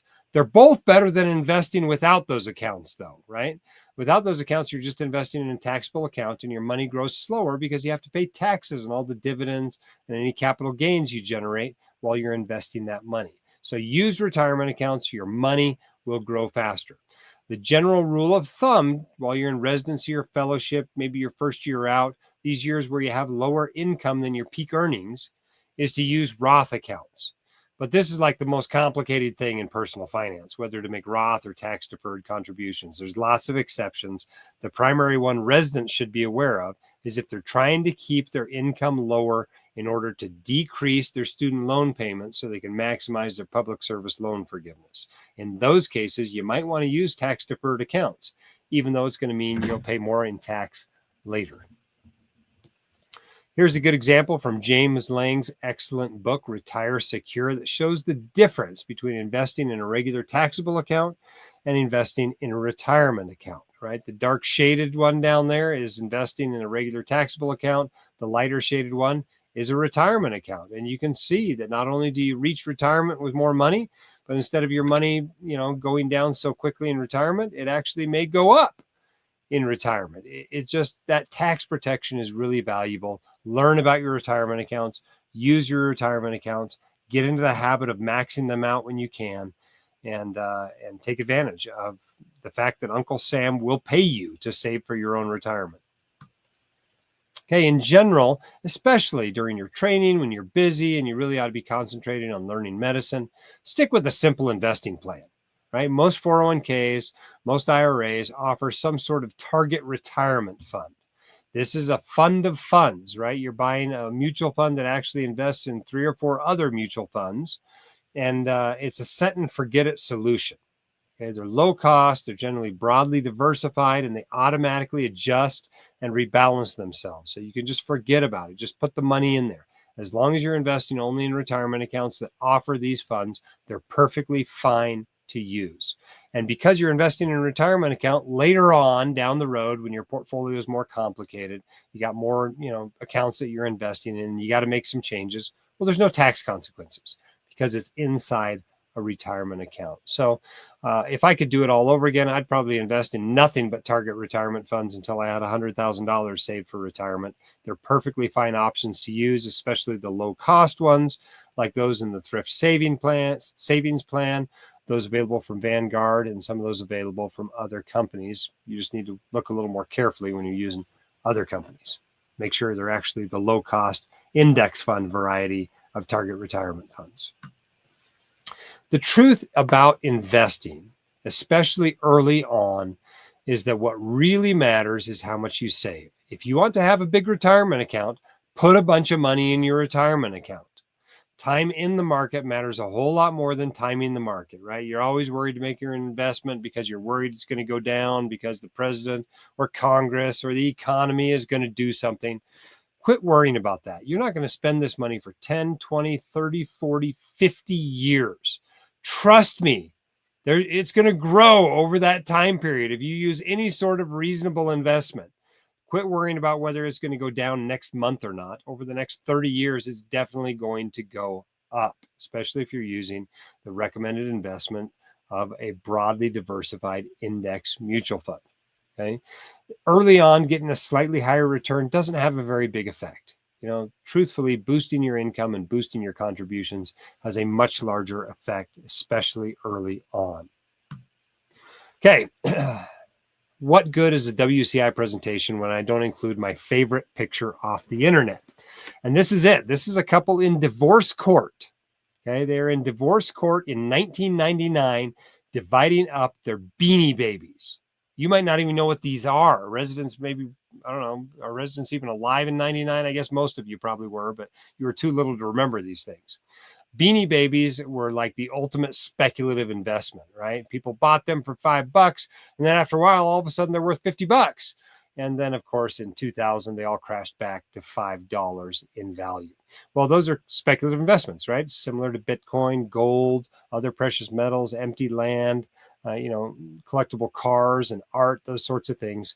They rely on somebody paying you more later than what you paid now. And limit those in your portfolio. I mean, I've met lots of people that just love their Bitcoin. It's fine to put a little bit of your portfolio into Bitcoin, but try to limit it to something like 5%. Okay. In general, good investments are your low-cost stock index funds, low-cost bond index funds, well-managed real estate, small businesses you control, radiology centers, urgent cares, dialysis centers, ambulatory surgical centers. Those sorts of things can be doctors' greatest investments. But you don't want to be out there picking individual stocks or paying somebody else to pick stocks for you with an actively managed mutual fund. You don't want to be buying a bunch of whole life insurance I talked about earlier, and limit how much money you put in speculative investments. Okay, stick with those simple investing plans. I mentioned this earlier. I don't know how this slide got in there twice, and that one as well. Okay, let's talk about contracts. Okay, eventually you're all getting out of residency and you're going to need your big girl job or your big boy job. Okay. And you probably ought to get that contract reviewed, but be careful when you're out there on the job hunt. Okay. The main problem as you go out there is that you don't know what you want. You just don't have enough experience yet. I'm amazed when I interview new graduates or residents soon to graduate to join our group. They're asking the dumbest questions, right? They have no idea what they want or what really matters when you're getting a job. But 3 or 4 or 5 years out, you will know that. You'll know what you care about. And so try to learn from those ahead of you and figure out, the mistakes they made and know what to ask at your interviews. The truth is that most physician jobs now are employee jobs. Only like 20 or 25% of physicians are now self-employed. And you are at an informational disadvantage. I promise you, the person on the other end of your negotiation knows more than you do about what you are worth, about what comparable jobs pay. So try to get as much information as you can. Try not to be at so much of an informational disadvantage. Know what you're worth. Okay, look at the salary surveys. Talk to last year's graduating residents. Get your contract reviewed by a firm that can provide you data from firms like MGMA, etc. Okay, you have a lot more power than you realize, especially if you're going to a smaller town. They are begging for you to come. So make sure you're getting paid fairly. Know what you're worth. Okay, you're no longer competing against a gazillion other people once you're an attending physician. You'll be surprised, unless you're going to a really popular area in a really popular specialty. It's just not that competitive, and you can negotiate way more than you think you can. Okay, know what you want out of a job as best you can. Talk to your attendings, try to experience as many different types of jobs during your training as you can. But the truth is that about half of doctors are going to change jobs within just the first couple of years. And a lot of times that's just because they didn't know what they wanted. They join an employee job and they realize, oh, I really wanted a partnership job. I don't want to be someone else bossing me around all the time. Or they thought they wanted an academic job and really they wanted a private practice job. Those sorts of situations. Okay. So the better you know yourself, the better you can choose the right job the first time. But don't beat yourself up if you got to change jobs. Obviously, lots of jobs do that. Just wait to buy a house until you know whether you like the job and the job likes you. It's okay to come out of residency and not own a house. You can rent for 6 to 12 months while you're trying to learn the nice areas in town to live and what you can afford and whether you like the job and whether the job likes you. It's perfectly fine, right? Yes, sometimes the cost of houses goes up over that year, but that's okay. You're going to be in such a better position a year later. You'll be surprised. Most of the time, you'll end up buying something different than you would have bought a year prior, and you'll avoid all those transaction costs and having to move twice, right? Plus, in the worst case scenario where you have to leave town to get to your new job, you're not going to have to sell the house you just bought and pay tens of thousands of dollars in transaction costs. And you just make better decisions a year later. So I encourage every graduating resident to fellow to at least consider renting for at least a few months in the new area, unless they know it very well and know for sure they're going to love that job. Okay, try to match your job to what you're really interested in. Try to recognize whether you're going to be happy as an employee or not. Know if your student loan plan is PSLF, that you can only look at jobs that qualify for PSLF. That might involve sacrificing living where you want to live. It might involve sacrificing some income or some control over your job. But if that's what you've decided to do, then it does limit your job search. Try to figure out how much partnership or ownership of your job matters to you. Recognize that it's way easier to move out of academics than into academics. So if you think you might want to do academics, start there. And remember, when you're joining a group or you're joining a job, the people matter more than anything. Okay, try to get a good match and have people that actually care about you and have been there for a long time and are planning to spend their whole career there. Those sorts of things really end up being what matters in the long run. And of course, recognize 10 years out of training, you're going to care more about the control over your job and your lifestyle and your income than you do right now. Okay, get your contract reviewed. We have a bunch of recommended contract review firms on the White Coat Investor website. Just go to the recommended tab and scroll down. They'll tell you what you're worth. They'll explain all the terms in your contract to you. They'll help you know where to focus your negotiations. You can even get them to do the negotiations for you. Get your contract reviewed. It only costs a few $100s. It is money well spent. Okay, way too many errors happen by docs who have never had an employment contract and they just sign whatever and then find out they have these terrible non-compete terms, or they have to pay for their own tail insurance when they leave in a year, or who knows what other kinds of crazy stuff is in that contract. Get it reviewed so the reviewer can tell you, this is really weird what they're trying to put in here. You need to get this changed. You might want to consider getting this changed. They're underpaying you. You want to know all that stuff. So get your contract reviewed. Okay, understand what's going to happen with that contract if you leave or you get fired. Pay special attention to tail coverage, right? If it's an occurrence policy, fine. But if it is a claims made policy, who pays for the tail and under what circumstances? I ended up negotiating with my group. We now have an occurrence policy, but previously we had a claims made policy, and somebody was going to have to buy a tail if I left that group. So we negotiated. So if I left, I'd have to pay for the tail. If they fired me, they'd have to pay for the tail. But it was interesting because the managing partner didn't even know what a tail cost until I made him go look it up. It was over $50,000. It's not a small sum of change. So check that out if you're not going to be getting an occurrence policy. Pay attention to the non-competes and restrictive covenants, right? The Department of Labor is trying to pass a rule that says these are illegal. It has not passed yet. Okay, it's basically non-competes are still out there. They're not illegal. Make sure you don't sign one that you're not willing to abide by. Oftentimes there's a radius, 10 miles, 15 miles, something like that you can't practice if you leave. And that probably lasts 1 to 2 years. But if it's a reasonable non-compete, there's a very good chance it will be enforced if you leave that job. Now, I think these are kind of ridiculous if you're in a hospital-based specialty like emergency medicine or anesthesia, or, if you're an intensivist or a hospitalist or anything like that. But for a lot of specialties, it's not terribly unreasonable. They don't want you to come in, meet all the patients, and then take all the patients with you as you open a new practice across the street. So pay a special attention to any non-compete clauses in your contract. Expect at least some of your compensation to be production or quality based, but try to minimize how much, especially that first year, especially when you don't have any data on how busy you're likely to be that first year. It's fine to make it more production based if you realize you're a particularly productive physician, but maybe not in the first year, maybe not the first contract. One of my favorite questions to ask when negotiating contracts is that the best you can do? You'd be surprised how often they just give you a better contract just for asking that. Everything's negotiable. The larger the employer, the less is going to be negotiable, but you might be surprised. They might not negotiate on salary, but they might give you more vacation. So don't be afraid to ask for it. Okay, remember the contract is just a written record of what you agreed to verbally. So make sure you're negotiating with the actual person who can make concessions to you. Okay, everything's negotiable. Know what you care most about. It might be how much call you're taking or what parental leave is going to look like. Maybe you're planning to have a kid a year or two out of residency. You might care a lot about a signing bonus, right? You got some debt to pay off, or you got to come up with some money for a house down payment. The signing bonus might not matter more to you than how much time off you get or what your actual salary is. So focus on what you care about and use the tools available at whitecoatinvestor.com to compare your contract and salary to others. If you go to whitecoatinvestor.com/salary, we have some great tools available there.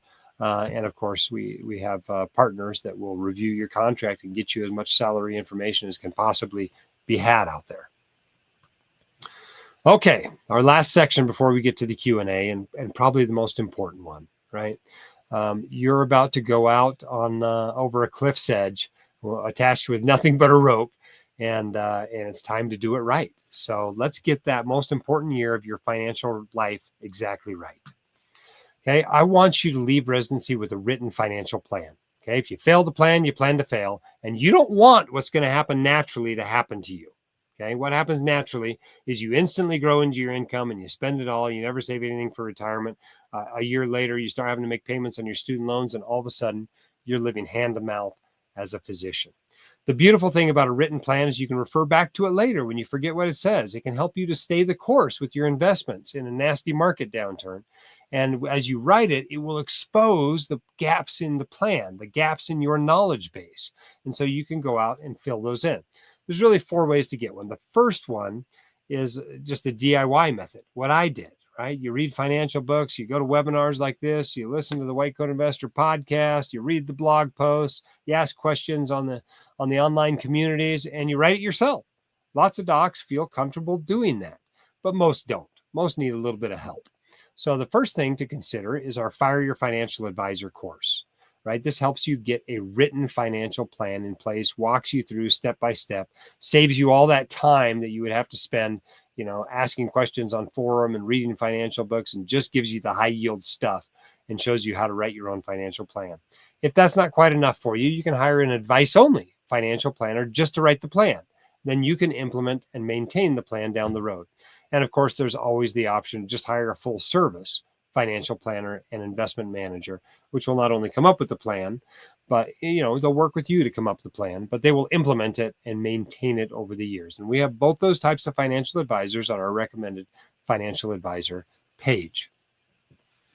Okay, so here's the various versions of the Fire Your Financial Advisor course this month. If you use Resident 20 code, you get 20% off them. Okay, we came up with the student and resident one just in the last year because people asked for a cheaper one. It's obviously cheaper than the full version, which is the attending version. Right now, the resident version is $239 with that 20% discount. And you get that credit when you upgrade it to the attending version course. We even have a version that qualifies for CME. If you have CME funds, you can buy that one. It does cost a little bit more, but we include 8 hours of CME burnout material in that course. So that's Fire Your Financial Advisor. That's our flagship online course here at the White Coat Investor. You can bet our financial advisor advertisers love that name. Okay, we're going to give the resident version of this course away to 5 of you that registered for this. You're probably not going to win 4,000 of you registered for this webinar. So you're probably going to end up having to buy it if you want it, but you can wait a day or two and we'll email the winners. Otherwise, you'll need to buy the course. It's only $239, right? That's like an hour of time for a financial planner. It's a heck of a deal. By the way, we have a free resource, Financial Bootcamp. You can sign up for that at whitecoatinvestor.com/financial bootcamp. It's basically 12 emails. It's a 12 email course to try to get you up to speed with other white coat investors. So I recommend you check that out as well.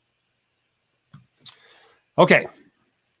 Some other options. Okay. I mentioned the financial advisors. If you go to whitecoatinvestor.com/financial-advisors, you can get an advice only advisor. You can get a full service advisor. Recognize that these are way more expensive than the online course we're offering.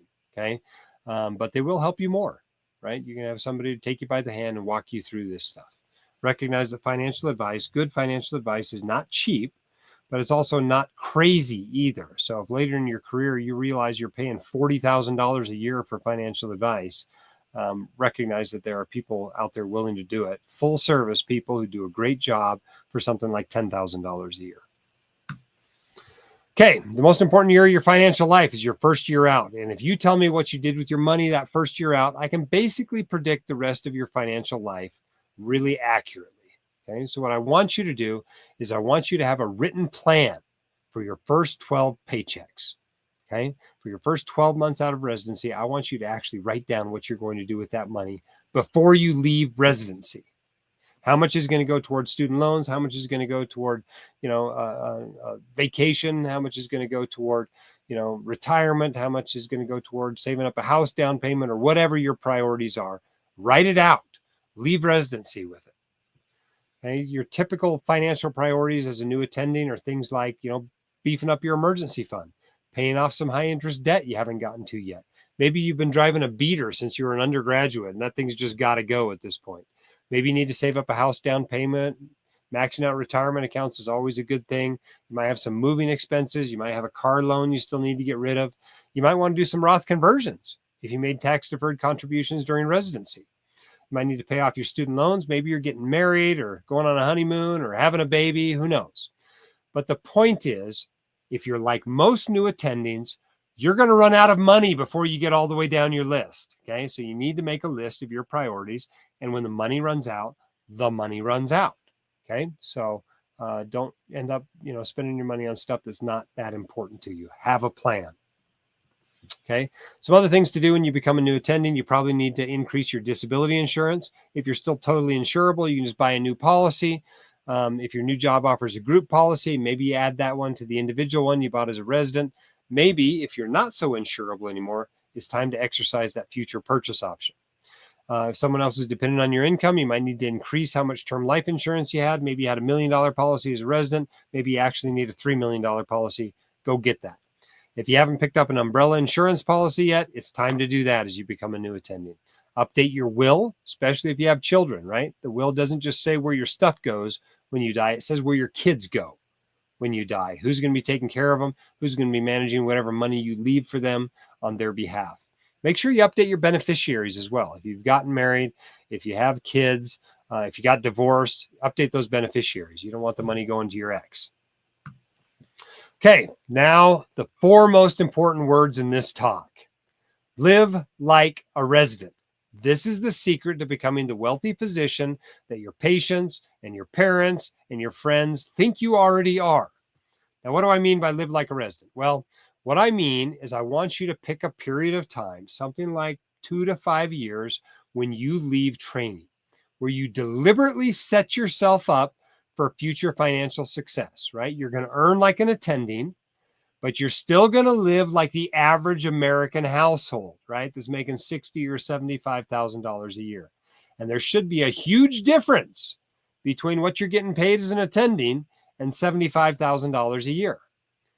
And that is what you use to build wealth, to pay off debt, to wipe out your student loans, to save up a house down payment on your dream home, right? Use that money to build wealth. And, if you're not in an awesome financial position, maybe your live like a resident period is 4 years.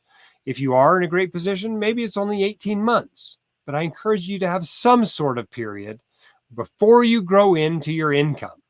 Okay, here's the way it looks. Let's say you make $300,000 as an attending. You're making 60 as a resident. 300 gross is really 225 after you pay off your taxes. If you live, don't even live like a resident. Give yourself a big fat raise, a 50% raise, right? That'd be huge in corporate America. Go ahead and live on $90,000, right? This would be awesome. That still leaves you $135,000 a year to build wealth with. How long will $200,000 in student loans last when you're sending $10,000 a month to it? It's going to be gone in less than 2 years, right? This is how you wipe out student loans very quickly. This is why medicine is still a good investment, even if you got to borrow the entire cost of attendance of medical school, because you can just live like a resident for 1 or 2 or 3 or 4 years and wipe out those student loans. And then you have a high income without that debt. Okay, what have we learned tonight? I'm going to go over these before we get to the Q&A period. Okay, financial literacy is important. This stuff matters. You're going to become a better doc. You're a better physician. You're going to be a better parent. You're going to be a better partner. Okay. Protect your income and your family with disability and term life insurance. Get your student loans forgiven or pay them off rapidly by living like a resident. Learn to live on a budget. Learn to do this as a resident. For many of you, it's the first time you've ever had any sort of real income in your life. Learn to budget. It's not that complicated. Millions of Americans before you have done it. You can do it too. Get in the habit of investing something as a resident, right? Especially if your employer is offering you a match in the 401k or 403b. Make sure you get the right job for you and have your contract reviewed, and have a written plan for those first 12 paychecks, and be careful interacting with the financial services industry. There's a lot of people out there that call themselves financial advisors that are really product salesmen, and even many real financial advisors overcharge way too much. Okay, questions. We're going to answer as many as we can get to tonight. If you don't want to ask your question here, you can always email me, editor@whitecoatinvestor.com. You can go to the website, right? There's a search bar in the upper right. If you've got a question, trust me, over the last 15 years, some other doctor has had the same question, and I've probably written a blog post about it. Use that search bar. Check out our podcast, check out our YouTube channel. You can go to our online communities. We have the White Coat Investor Forum, the White Coat Investors Facebook group, the r/White Coat Investor subreddit, and the Financially Empowered Women. Okay, you can ask your questions in any or all of those forums if you like and get answers from a lot more people than just me. Consider picking up that Fire Your Financial Advisor resident course. That code is good, I guess, through June 7th. And you'll be able to use that to buy that course. Just use code LAUNCH20. You know what? I'm not sure that's right. I think it might only be good through May. Why don't we have somebody check on that and let me know how long that's good for? And I think the code now is Resident20, not Launch20. I think that's the one we used last year and didn't update this slide.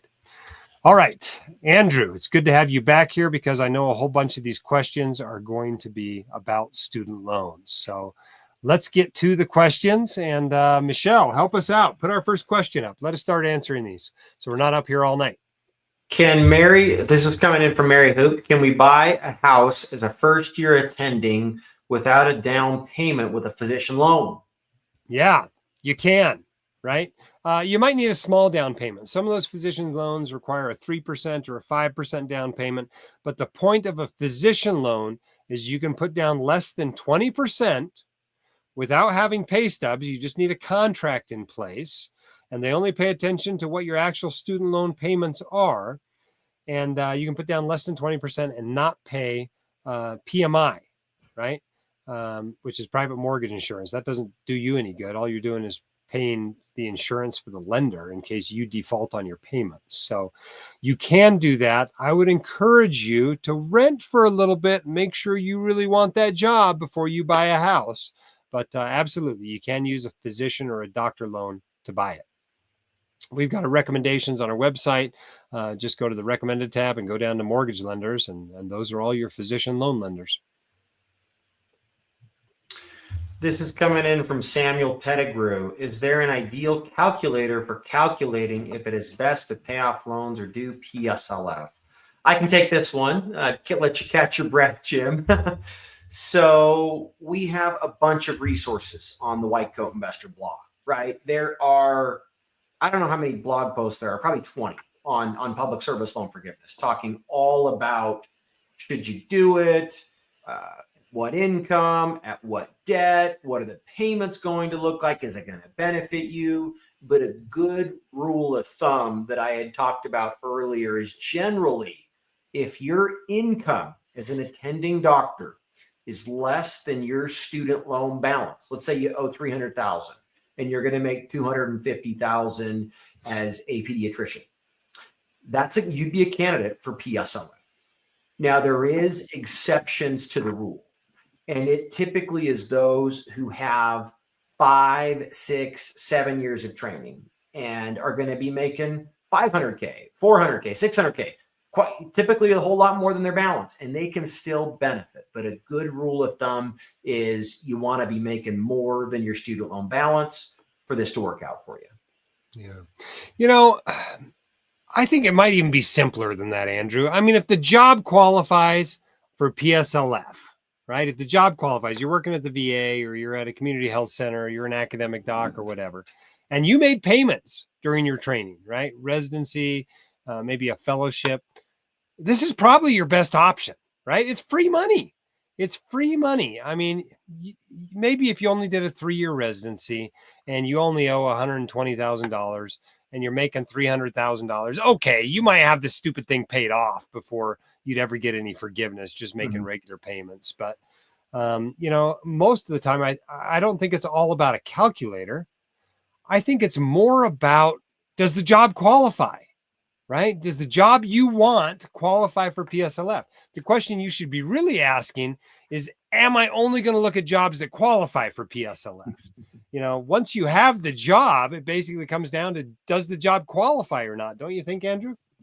Yeah. And I mean, that's a big thing that I, do on a day-to-day basis with doctors is they're graduating from residency and they come to me and they're like, I got 2 great job options. And they both sound awesome. And one of them qualifies for PSLF and the other one doesn't.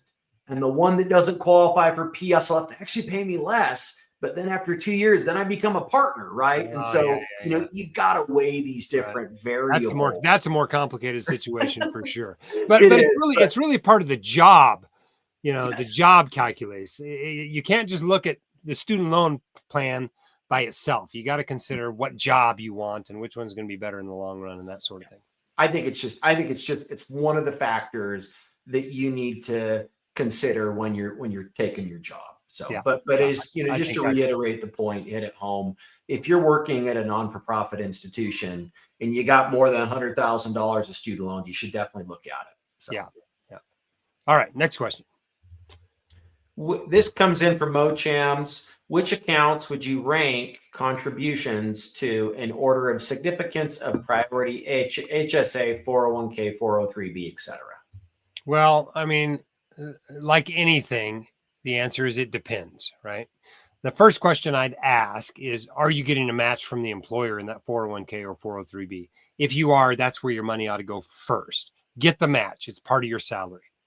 After that, one of my favorite investing accounts is a health savings account. If your only health insurance plan is a high deductible health plan, you are eligible to make HSA contributions. And that's the only triple tax-free account. You get a tax break for the money you put in. It grows tax protected. And yes, you can invest your HSA money. If your employer's plan doesn't let you, you can roll it over to Fidelity or whatever. And then when the money comes out, as long as you spend it on healthcare, it comes out tax-free too. That's better than your Roth IRA. That's better than your 403b, right? So I like the HSA at the beginning, at least after you get any match from the employer. But in general, other than those factors, I like IRAs a little bit better than 401ks and 403bs. You can often get lower expenses. You can often get better investments. You have a little bit more control over it. You might have a little less asset protection depending on what state you're in, but these are all good things, right? It's not like for sure the 401k is always worse or always better than the Roth IRA. You got to look at the other details that go into it. Now, ideally, if you're an attending physician, I'm going to tell you, you should be maxing all that stuff out, but that's not so easy to do as a resident. So as a resident, you're probably going to have to choose. This comes in from Abby Joy Garcia. Can you give advice on how to select a bank for a high yield savings account? And do you recommend opening one? This is a great question. I'm going to first start by answering the question you should have asked, Abby. And what that one is where should I put my savings? Because the answer is probably not a high yield savings account today. Okay. High yield savings accounts right now are paying like 3.5%, something like that. But if you go to Vanguard, or even if you go to Fidelity or Schwab or something, you're going to be able to get a money market fund that pays more than that. No, it won't have FDIC insurance, but that's okay. It's still a very, very safe investment. And I think you'll make 4% or 4.2%. The point of cash management, though, is get it into something that's going to pay you, right? Get it out of your checking account that's paying you nothing and get it into either a high yield savings account or a money market fund that's going to pay you 3 or 4+% these days. And if rates go up, well, it might pay as much as 5% or more. But which bank to select? I don't know. There's a lot of banks out there that offer high yield savings accounts. Mine's at Ally Bank. I think they might have advertised once with the White Coat Investor. I don't think they do anymore. But I thought they were a pretty good option. I've still got the account. I just don't have any money in it because all my cash is sitting at Vanguard in a money market fund because it pays more than the Ally high yield savings account right now. But a few years ago, that wasn't the case. There was a time when that high yield savings account was paying 1% and the money market fund was paying like 0.25%. So you do have to pay attention to what the yields are. That may change over time. They're perfectly reasonable to use, but I think right now money market funds are probably a better option. This comes in from Andrew Lamb. If the retirement account your residency offers is with a different firm than retirement accounts offered by future employers, does it make sense? Does it make a difference if you merge the accounts or not? Well, in general, what you're asking is what to do with your residency 401k when you leave residency, right? And there's a few options. The one taken most commonly is probably to just If it's a Roth 401k or a Roth 403b, you just roll it into your Roth IRA. If it is not, if it's a tax deferred account, you might want to consider converting it to a Roth IRA and paying the taxes on it in that relatively low income year. You might not have the cash to pay that tax bill on it though. So keep that in mind. Another commonly taken option is to just roll it into your new 401k or 403b. That gives you simplicity. You only have to manage one account, and you can do that every time you change employers. Most of the time, most employers are getting the picture that you can't offer crappy 401ks and 403bs, or your employees are going to sue you. And so most of the 401ks and 403bs out there these days are pretty good. They're good enough to use. And so that is an option. And the beautiful thing about it is there's no tax bill. It's just a rollover from one account to another. Now, every now and then, the old one is way better than the new one. And in that case, it might make sense to leave the money with the old one, take advantage of whatever low costs or great investment it's offering. You'll have to manage multiple accounts, but it might be worth it to you. Just keep in mind what you probably don't want to do as a physician. And that's what's the right answer actually for lots of Americans, is to roll the money out into a traditional IRA. The problem with doing that as a physician is you're going to need to make your Roth IRA contributions via the backdoor Roth IRA process. And if you got a bunch of money sitting there in a traditional IRA, the Roth conversion step of that process is going to get prorated. And you don't want that to happen. I mean, it's not the end of the world, but it kind of defeats the purpose of the whole process. So try not to roll it out into a traditional IRA. Roll it to the new 401k or do a Roth conversion on it is generally the right answer.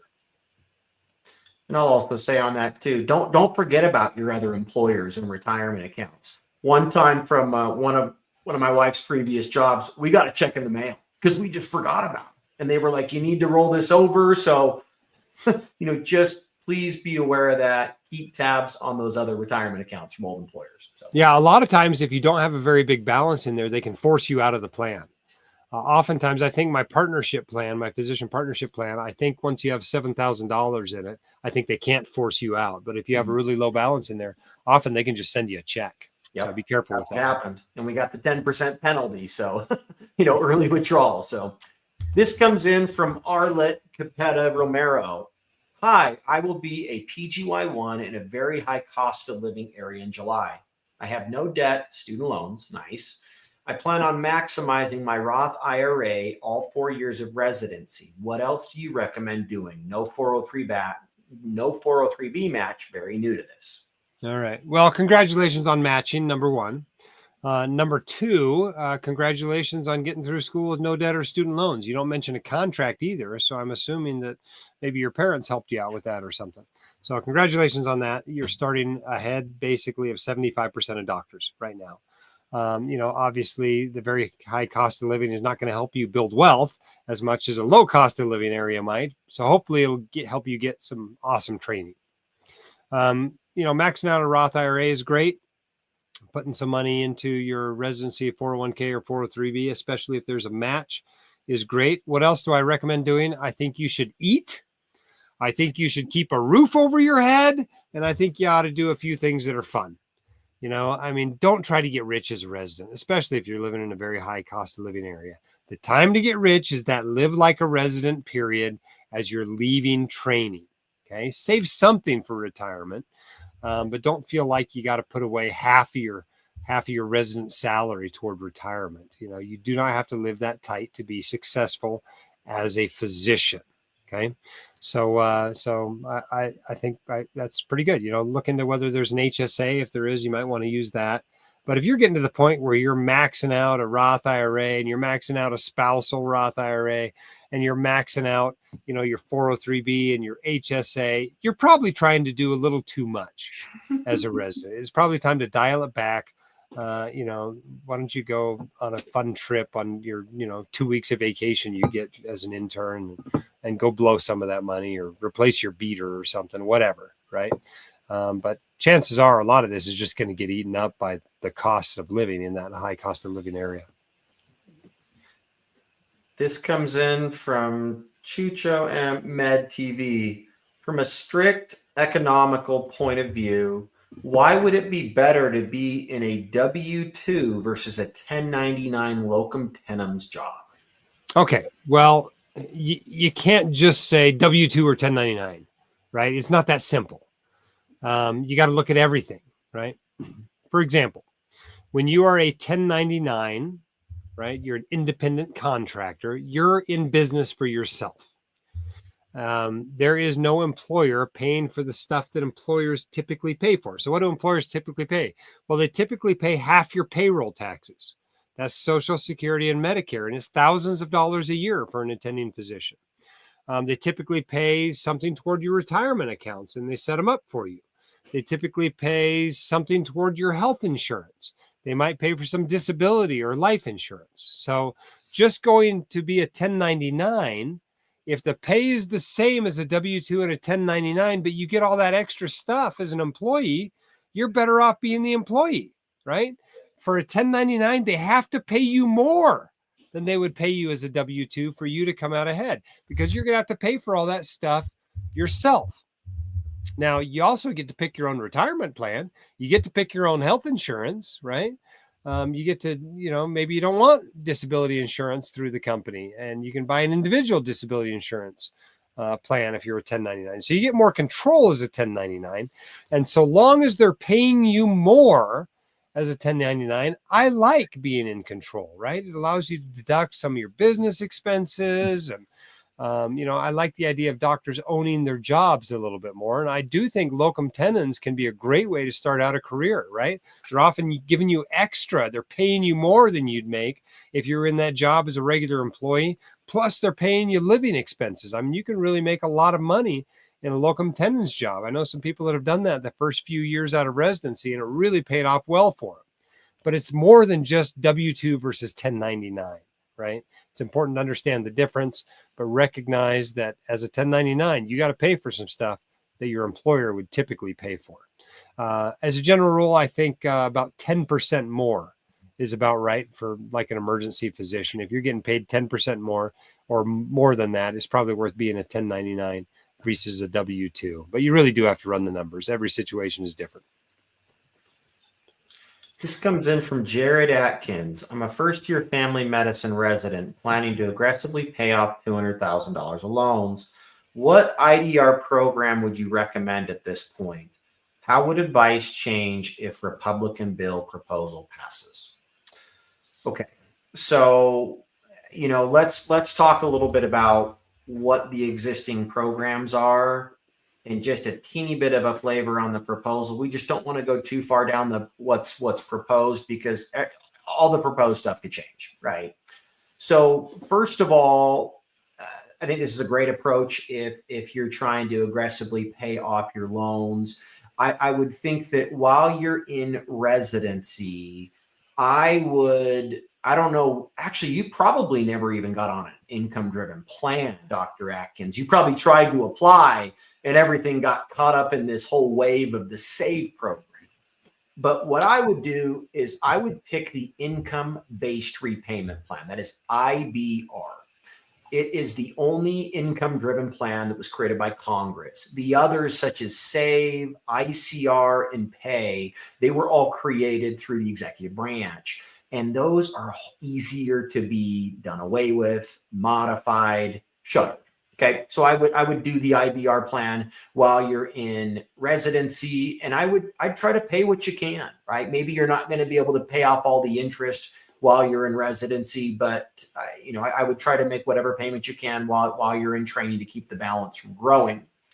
As far as changes and what is currently proposed, the Republican proposal that as of this morning passed the House, okay, passed this House by I think one vote, and now it needs to go through Senate, the next branch in the government, and this is a reconciliation bill. So that means they don't need, they don't have you can't filibuster this vote, meaning that you need 60 votes in the Senate.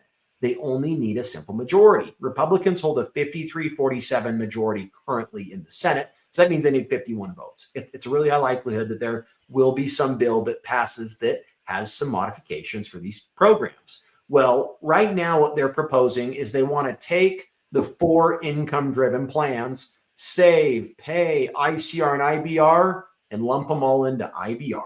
Okay, so if you're on save, if you're on pay, if you're on ICR, there's a chance you could end up being on the IBR plan, which means your payments are probably 15% of your income. Okay, perhaps higher than what you were paying previously.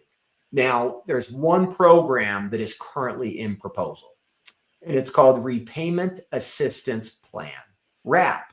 And payments are about 10% of income, and it also has a subsidy component like the SAVE program.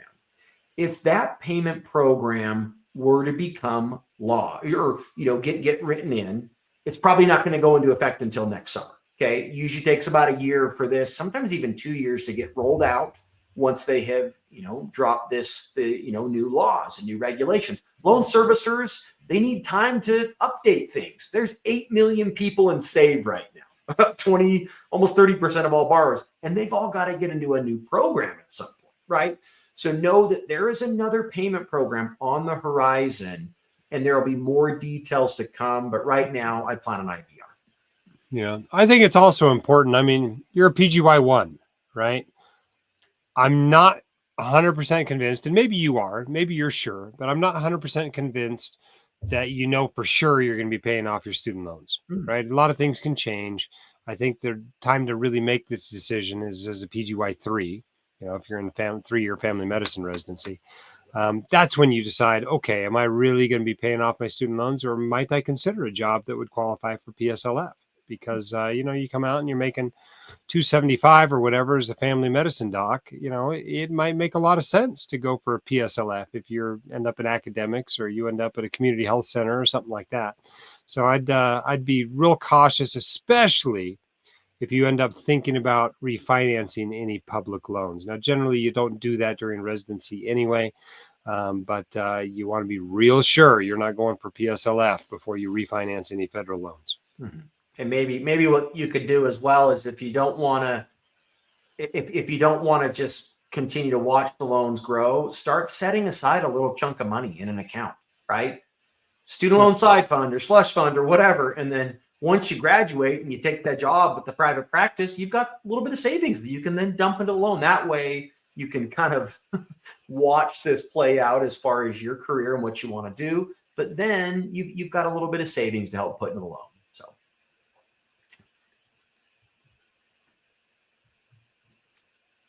All right, this question is, thanks for doing this. Can I be phased out of my income-based student loan repayment plan as I recertify my income if I far exceed my loan balance, thus excluding myself from candidacy for PSLF?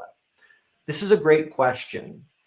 And I think it's important to mention that 2 of the income-driven payment programs out there right now, pay and income-based repayment, have a income threshold that you need to meet. It's called partial financial hardship.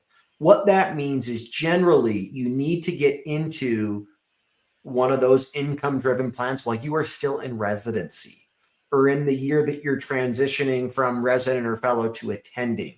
Because if you try to enter them when your income is greater than your student loan balance, you may not qualify for them. But in this case, what if you make more than your student loan balance and you still want to go for PSLF? Are you then kicked out of these payment programs? No, you're able to remain in them. Now, with the pay plan and with the income-based repayment program, there is a payment ceiling.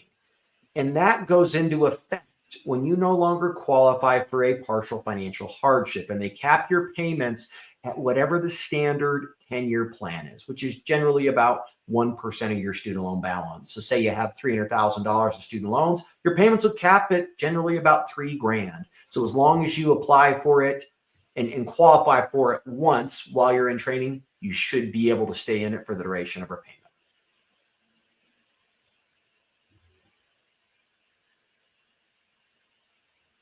This comes in from A. Never had a credit card. Should I open one now, even though I have my debt of student loans as an intern? Yeah, well, some people go through life and never have a credit card. It is true that you can do that. It seems challenging to me. Okay. I think I probably would get a credit card. I carry a number of credit cards. If for no other reason, then it seems easier to buy gas at the pump, right? The point of credit cards, though, is that they're misnamed. Credit cards are not actually for credit, right? If you need to borrow money, the last place you want to do that is probably from a credit card because the interest rates tend to be so egregious. There are lots of people that have ended up in bankruptcy because they just couldn't control their spending once they had a credit card, and then everything they bought and didn't pay off ended up compounding at 25 or 30%. So you can get in trouble with credit cards, but as long as you're only using them for convenience and being very careful, trying not to let them cause you to spend more than you otherwise would, and there's good data showing that credit cards are likely to have that effect, I think it's fine to have a credit card. Okay. It's certainly easier to buy things online. It's certainly easier to book a plane flight, to buy gas at the pump, those sorts of things with a credit card. You often can use a debit card to do that, but I think there's a little more security, frankly, with a credit card when you do that. So should you open one? Well, probably, just because it's a convenient way to live your financial life. But do you have to in order to get a credit score or something? No. That student loan debt's probably going to take care of as much of a credit score as you're ever going to need for any sort of mortgage or anything you get later. But I probably would get at least one credit card at some point. Just be careful not to let it cause you to have a spending problem. All right, this comes in from Miranda. Hi, Jim. I'm a spouse tuning in on behalf of my husband, who's working tonight as an EMPGY2. What are your thoughts of sending med student loans into forbearance and paying them off after residency? Oh yeah. Well, they asked me this one, Andrew, so I'm going to give them Go my ahead, answer, please. and then you can give them the real answer. That's a terrible idea. Don't do that. Thank your husband for working the evening shift, though. It can be brutal, especially during residency when you're doing 6 of them in a row or something. But forbearance, deferment, bad idea. It's a bad idea. You've got to be really stressed for cash to even think about doing that. You are almost always going to be better off in an IDR program. Even if it's not the best IDR program, you're going to be better off in an IDR program. And especially, if you've got a family, which it sounds like you do, and you've got, you're going to be having not that much income because you're using your medical school income or your intern year income, your payments are going to be practically the same as you'd get in forbearance, right? You're probably going to have something like $100 a month payments, and you can afford that. But those payments go toward your 120 monthly payments you may need for public service loan forgiveness. So it really preserves that option going forward. Whereas if you go into forbearance, something terrible could happen to you. You could get to the end of your residency, realize you're going to take a job that qualifies for PSLF, and not have made any payments toward it. So now you got to make all your payments as an attending, making a huge income. Instead of getting all those, years of low payments. So forbearance, deferment, I am not a fan. I almost wish they weren't options. I recognize some people may need the option. I think it's legally required to offer it, but I hate it as an option. Andrew, do you hate it more or less than I do? I'm on the same wavelength. It's not great. Please, you can get onto an income-driven plan. It's $200 or $300 or $150 a month. And it's probably zero for the first year or two, right? The first year or two, it's almost always zero, because if he's a PGY2 right now, if he isn't enrolled and he applies right now, he can still use his taxes from last year when he only worked half the year, right? And, it just, or I mean, even half PGY1, half PGY2, I guess, last year in this case, because he's probably wrapping up his second year right now. But just, it could just really set you back here. You don't know what the future holds. And I think about, say there were 2 years that this doc could have ended up getting credit for PSLF when he would have been paying $200 a month. And now he's going to have to end up paying $3,000 a month as an attending physician and extending his clock for another 2 more years, right? And so there's a lot of money, at stake by making this little decision to do this now. And frankly, I just think it's a good habit to get into, paying these, right? Get into the habit of paying this, and then it's going to be really, really easy when you get the jump in income. Yeah.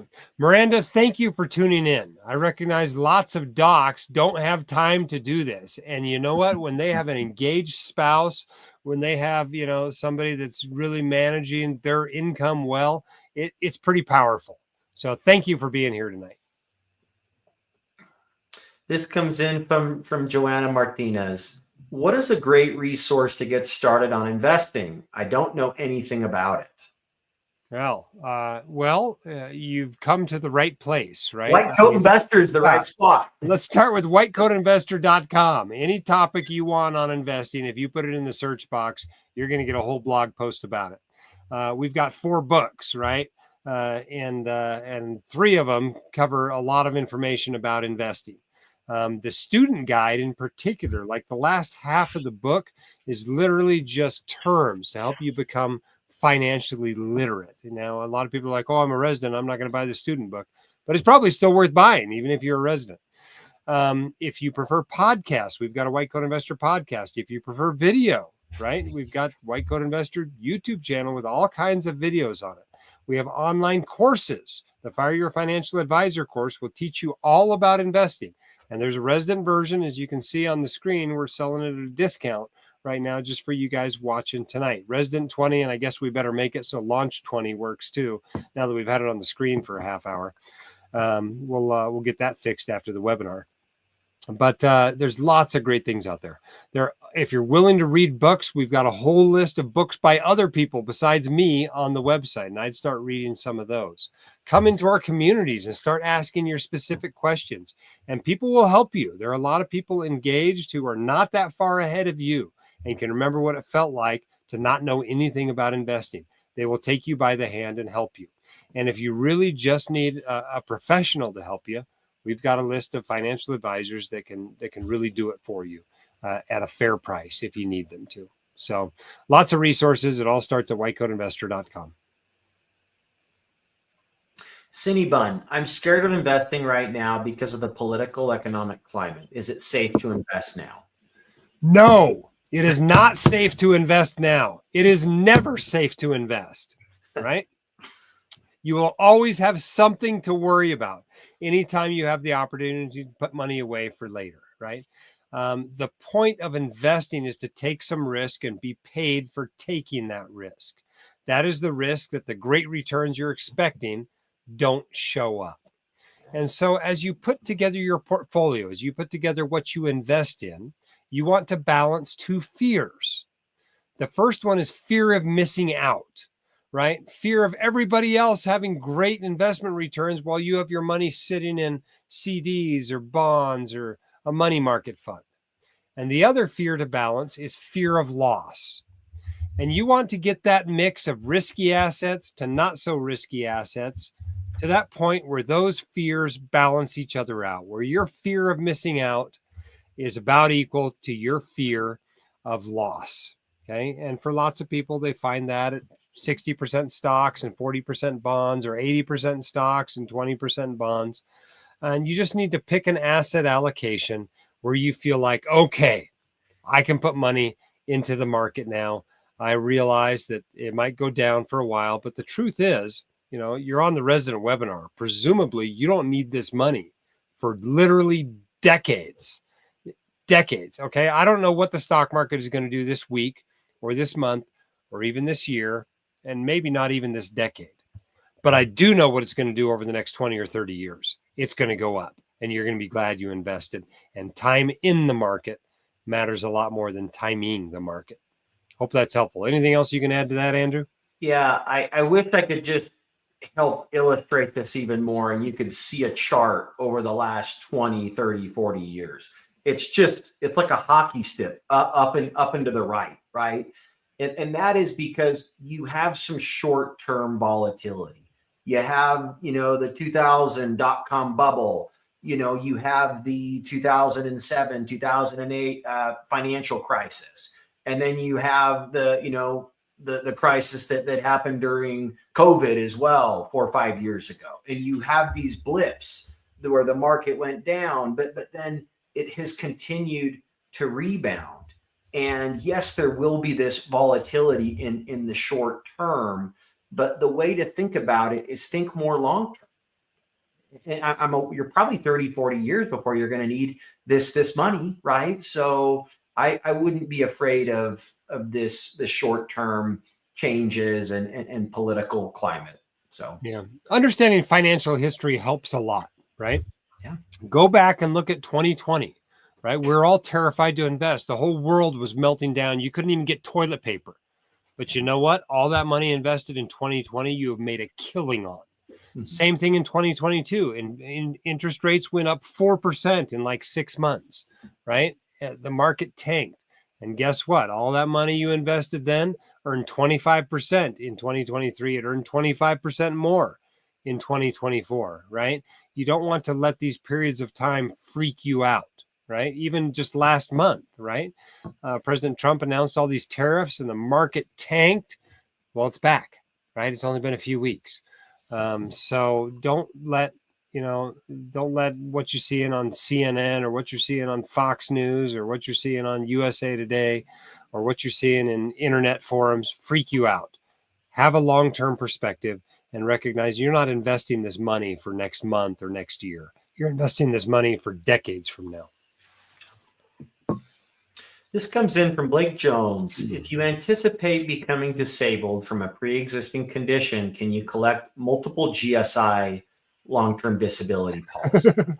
I have never heard of this strategy. I don't think this is very possible. As a general rule, a GSI policy tends to be connected to your employer. And most people only have one employer. But I suppose if you went and got 3 jobs, each of which offers a GSI policy, I suppose it's possible that you could get policies that would all pay you, even though you're collecting money from other policies. But you got to read the fine print, right? Use one of our recommended agents to help you understand how they would pay if you had more than one. But for the most part, I think this probably is not a viable strategy for most people. Certainly, if you anticipate becoming disabled from a pre-existing condition, I would start with the GSI policy if any GSA policy is available to you. And get as much as they'll sell you, right? Mm-hmm. This comes in from Sai Prashanth Haranath. What if you are in your late 40s, have made many mistakes, and want to correct course now? All right. I think we had an attending sneak into the resident webinar here. That's okay. We're glad you're here. We had a bunch of people sneak into the student webinar too. Residents, learn from this, right? This is why you start now. I don't know. Maybe Sai is a resident, but probably not. Probably not in late 40s. Here's the deal. No doctor is really ever more than 10 years away from retirement, no matter where you're at right now. Because if you save enough of your money, you can actually become financially independent in about 10 years as an attending physician. And so don't beat yourself up too much. Most people do not get it perfect. Most people make lots of mistakes, right? I talked about how maybe buying whole life insurance is not a great idea. Guess who bought a whole life insurance policy as a medical student, right? I've talked about how hiring a product salesman masquerading as a financial advisor is not a good idea. Well, guess who did that, right? I've made plenty of mistakes, and the point is you want to correct them as quickly as you can. So you make them as early as you can with as little money as possible as you can. But if you got to your late 40s having never made a mistake, that would be pretty unusual, right? Most of us have made some errors. So concentrate on your income, concentrate on your savings rate, clean up your mistakes, become financially literate. You've got plenty of time. Lots of people don't even think about retirement before their late 40s. If you have a typical career, if you work till you're 65 or so, you still got 15 plus years to make up for any mistakes you've made. So you certainly can do it. It's really never too late. I mean, I guess it's too late if you're on your deathbed maybe, but for most of the time, it's never too late. So just get going now and don't beat yourself up too much about starting a little later than some people do. We had a question the other day come in from a reader too. And this doctor was in their mid 40s and they had a negative net worth of $500,000. That was 10 years ago. And that was when they had first discovered white coat. They felt pretty beat down. How am I $500,000 still in debt, presumably student loans and maybe a mortgage in there? And I'm in my mid 40s now. And they just sent us a note the other day, and now they're in their mid 50s, and now they have a net worth of $2 million. Yep. You know, the bottom line is you can do it. You can do it if you follow these simple principles of investing, of paying off your debt, and so many of those components that we talk about here today. So. Yep. Okay, next question is from Brandon. If you have no dependents, is term life still recommended? Generally, no. I mean, if you think you're going to have dependents in a year, well, maybe you buy it just in case so you don't become uninsurable or something.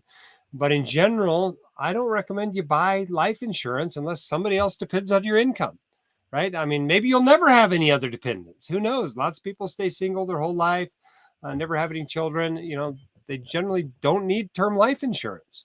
You know, you probably have enough money pretty quickly in your life to pay for your own burial.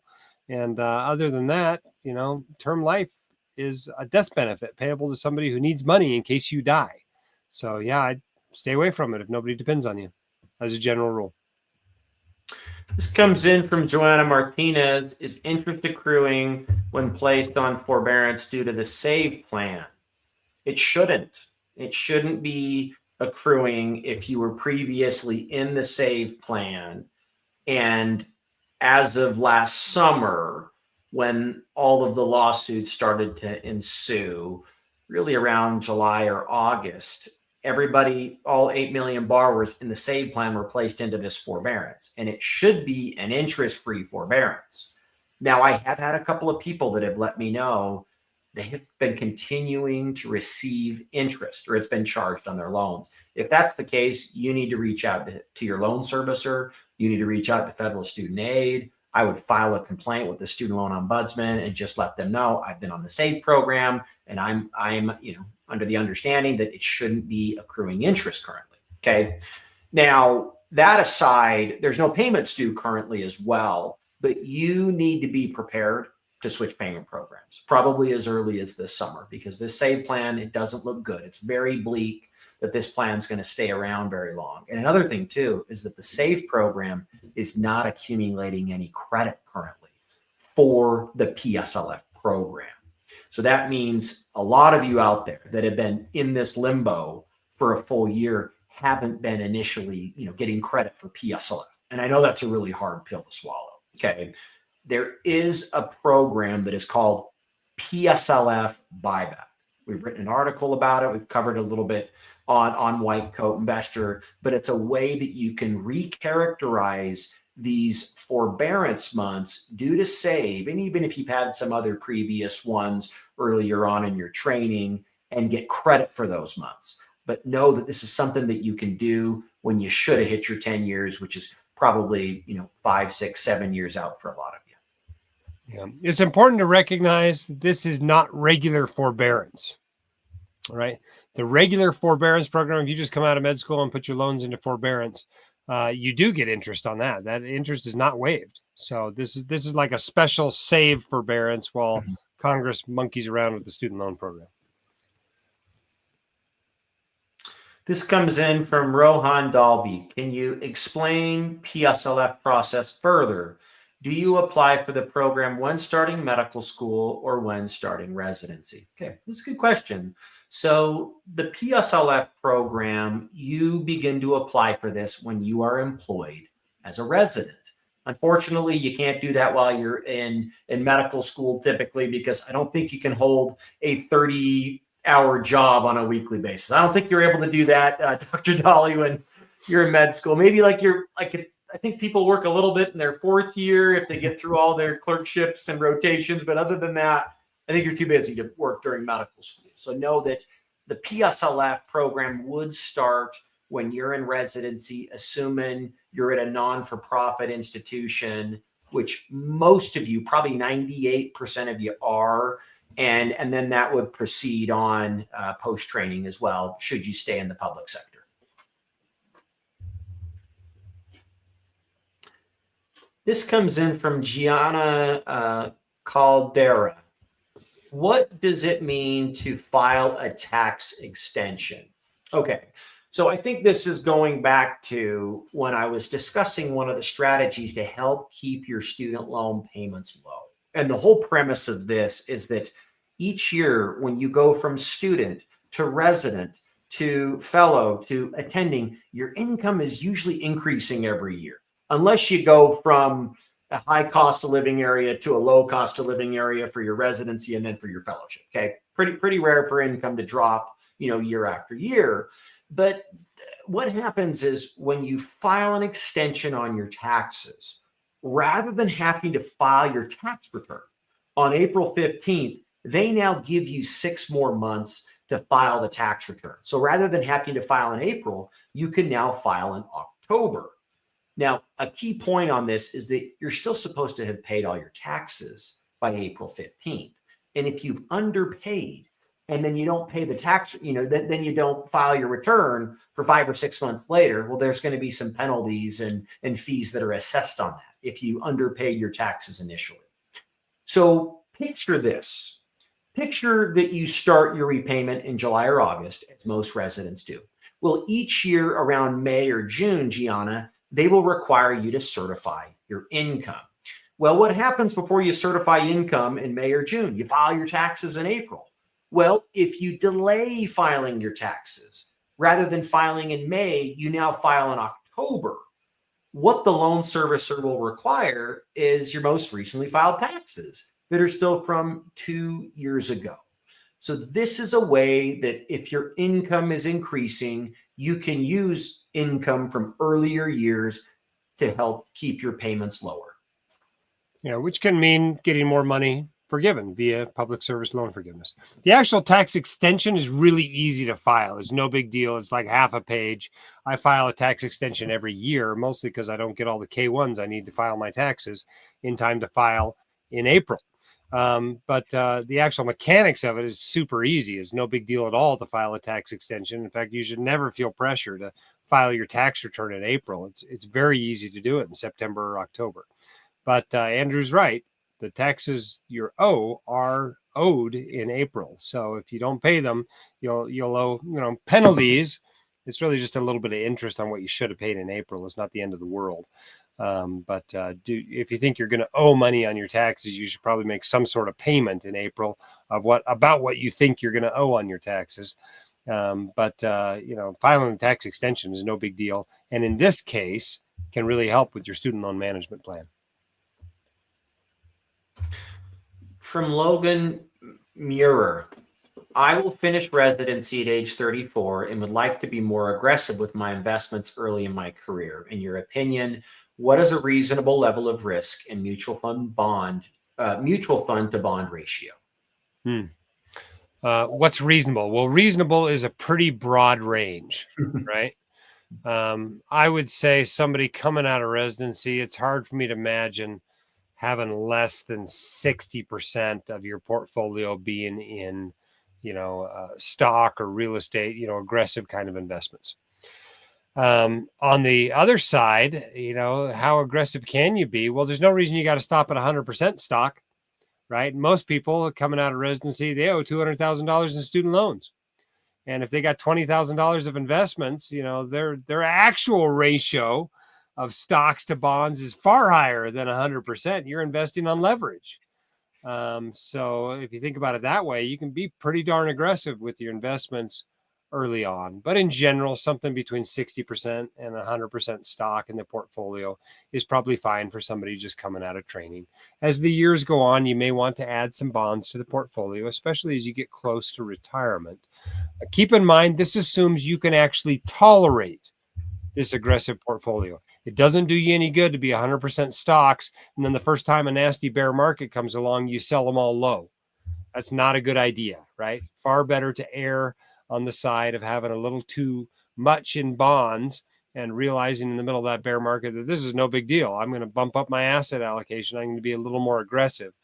Far better to do that than to panic sell and end up buying high and selling low. And, another thing you can consider too is target date funds that just automatically rebalance over time. They start out typically in a heavier equity allocation. Maybe it's 70% equity and it's 30% fixed income or bonds when you're a new attending. And then when you're 65, it's probably flipped the script, right? And so that's another way that you could facilitate this if you were worried about how to approach this from starting out. Yeah, the experts at Vanguard that put together these target retirement funds, if your retirement's decades away, basically the funds are 90% stock. So that, I guess, is as close to a recommendation as you're going to get from Vanguard for you. They think if you're not going to retire for 30 years, you should be 90% stock. This comes in from Blake Delgadillo. What's the advantage of wiping out $300,000 in loans in a few years, given you only pay around $130K over 20 to 25 years with IBR and have the rest forgiven? So, Blake, I think you're talking about that example where I was looking at PSLF and I was looking at a standard repayment program over a 10-year period of time. So PSLF is a 10-year forgiveness track, right? Where you make your required payments for 10 years and whatever your outstanding balance is, they discharge it. And in that scenario, that emergency doc paid $130,000 and got their entire balance discharged. The alternative to that was fixed payments over 10 years that was $400,000, okay? Now, what you're talking about here is the 20 to 25 year track with IBR. Most physicians will pay off their loans before they're going to qualify for that, what's called income-driven repayment forgiveness. And that's because generally the only scenarios that will work out for the 20 to 25 year track are those that have student loans that are 3, 4, or 5x their income. I don't really like that plan at all. I don't know that Dr. Dahle likes it much either, but you pay for 20 years. And then at the end of the 20 years, you have to pay a tax on whatever your outstanding loan balance is. So unless you owe $500,000, $600,000, $700,000 or $800,000 of student loans, if there's any dental specialists out there, you might be in this boat. But most of you are not going to benefit from the 20 to 25 year plan because you make too much. You'll end up paying the loans off before you get anything forgiven on the 20-year track. Yeah, the IDR forgiveness is like a disaster plan, right? If you have a disaster when it comes to your student loans, this plan might be the way out of the disaster, right? If you owe $1.2 million in student loans and you only want to work half time, and so you're making $120,000 a year and you got 1.2 million in student loans. Yeah, this is probably the way to do it. But keep in mind, you're probably still going to get a $500,000 tax bill at the end of it, right? It's this is not an awesome plan. This should not be the mainstay of any physician's student loan management plan. The two good options are PSLF, which is tax-free forgiveness after 10 years, including those years in residency, or refinancing your student loans, living like a resident and wiping them out, right? Those are the two good options. This carry your debt for 20 to 25 years and then have a huge tax bomb at the end of it is not an awesome plan. It's only really a good idea for those who really have some pretty terrible debt to income ratios or have had something happen to them that keeps them from being able to earn much money. Maybe you didn't match into a residency, for example, and you got $400,000 in student loans and you go take a job as a tech in the ER, then maybe this is the plan, but as a general rule, I don't like the IDR forgiveness plans. I feel terrible that a doc goes 25 years into their career and still has student loans. Yeah, I think I can count on one hand the doctors that I've worked with that have gotten that. And, with PSLF, we've had hundreds hundreds that have gotten over the line. So anyways. Yeah. I mean, is this really a better plan than going to the VA for 6 years? I mean, it just seems like PSLF is going to be almost always the better plan for most doctors. I mean, especially for physicians, right? For you as a physician, you have PSLF, you have standard repayment, and then you could work at a place like the VA, or you could do research for the NIH. Like there's all these other cool kind of auxiliary programs that could really help pay this off, where you're just not going to have to keep these around for 20 to 25 years. Unless there's a situation where you have to work part-time, or you've just really you're a career changer, and I've worked with people that were attorneys and then they wanted to become doctors, and then they've got their law school debt and their medical school debt, right? But very, very unique exceptions for people to actually do that. This comes in from Dane Rana. Should we remain on save until it's phased out and we are presumably shifted to another plan automatically? Or what plan would you recommend we move to for the average resident? Come on, Andrew. What's your crystal ball show? Well, what's going to happen in Congress? Come on. This is where I'm going to throw out what I learned from business school. It depends. Okay. So haven't used that yet, but I don't know what your plan is, Dane. Are you going to work in private practice? Or do you owe $100,000? Do you want to work at a non-for-profit, or you kind of just, is it up in the air at this point? Okay. Because if you are dead set on doing PSLF, why not put in an application? Throw in an application for IBR. If you're in residency right now, you by virtue of applying now, your payments are really going to be similar. I would try to get the ball rolling, right? Who knows how long this takes, right? Even if there's a bill, that talks about the changes, maybe there's 9 months for people to move payment programs. I would be inclined to apply if you're still in training. If you've graduated from training and you're now an attending, I'd probably hold off a little bit, because now certifying as an attending or switching plans as an attending is going to be a big jump in payments. Okay. Now, as far as what's going to happen with the SAVE plan, you're probably going to be moved into another payment program, and the payment program that they would default move you into may be IBR, or it may even be the standard 10-year plan. And I really don't like the standard 10-year plan for a resident because it's usually unaffordable. So, yeah, those ones are hard to answer. And one option is book a consult with Andrew. Sit down, run your numbers with him, and then you get 6 months of email questions free afterward. And 1 year now. 1 year of email questions free afterwards. So as Congress figures this out, you can get your plan updated via email with Andrew. So not a bad option for those with a complicated student loan situation.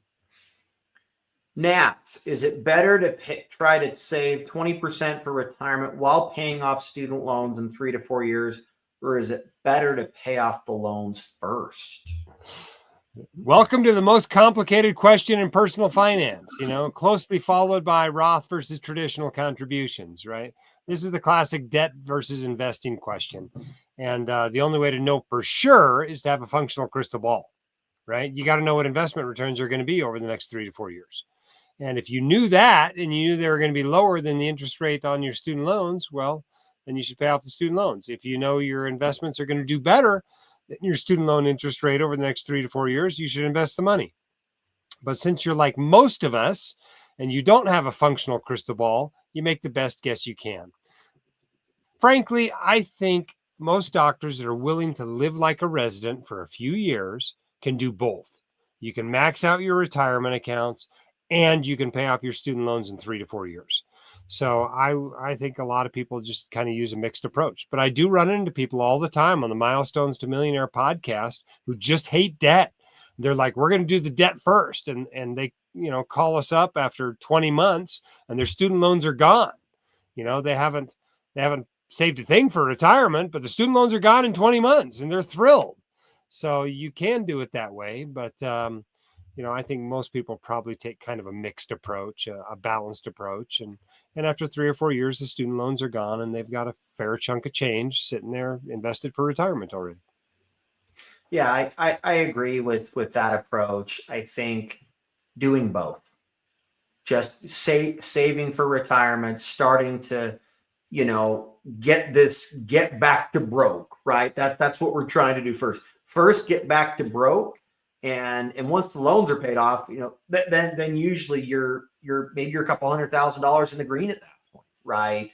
So try to do both, but it comes down to kind of your individual preference, right? As far as, are you okay with the debt, or is it keeping you up at night? Because I work with some docs and they're like, it's keeping me up at night, or some even have religious purposes behind this, that they're like, you know what, even though it mathematically doesn't make sense to pay my student loans off first, I'm just going to do that, because holding the debt around for a longer period of time than you should can sometimes lead to some poor financial decisions after that, right?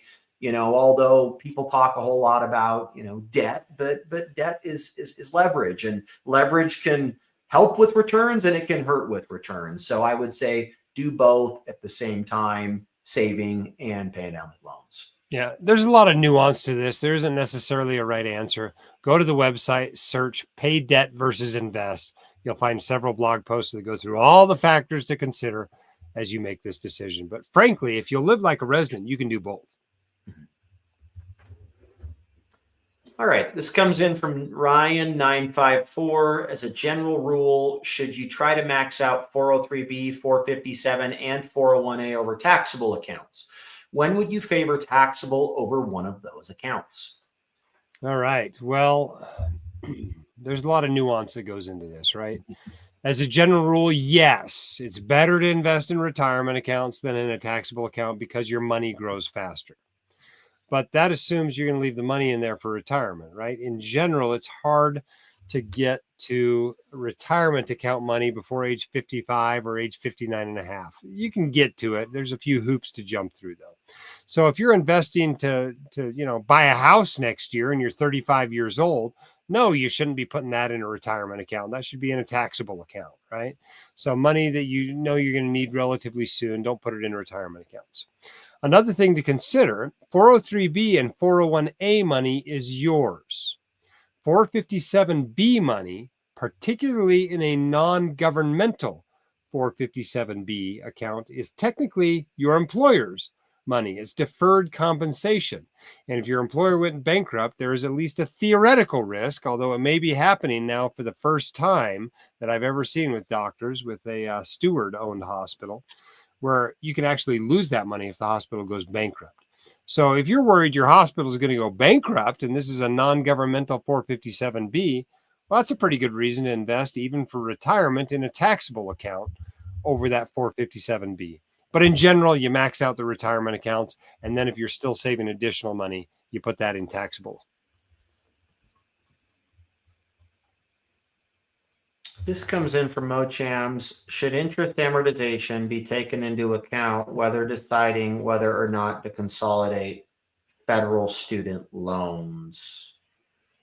I wonder if they're talking about interest capitalization, maybe, or Yeah, interest I think accrual. that's what they're talking about. I think they're talking about capitalization. Yeah, I mean, and so we do get this question a lot, is before I do a consolidation on my federal loans, should I try to pay off all that interest that accrued while I was in med school? It's probably a lot of money. I see $20,000 to $50,000 of interest accrues during medical school. Okay. Now there was a couple of years that many of you were probably in medical school when there was no interest on the loans because of COVID. From March of 2020 until September of 2023, there was no interest on the loans, which was a very big plus during the hard times of COVID. Now, I don't know that you're going to have enough money to pay that $20,000, $30,000, $40,000 up front. Certainly, if your loan balance is low, if it's less than 100 grand and you're just going to pay them off, sure, I think that's a fine decision to do. But I don't know that you're going to have the capital to do that when you're moving for residency and things are tight. And I would say right now, just knock out the consolidation, do what you can in terms of payments during residency. It's not the time to get rich, as we've iterated over time. That comes after training, when you can make the decision to go PSLF or refinance them and pay them down aggressively.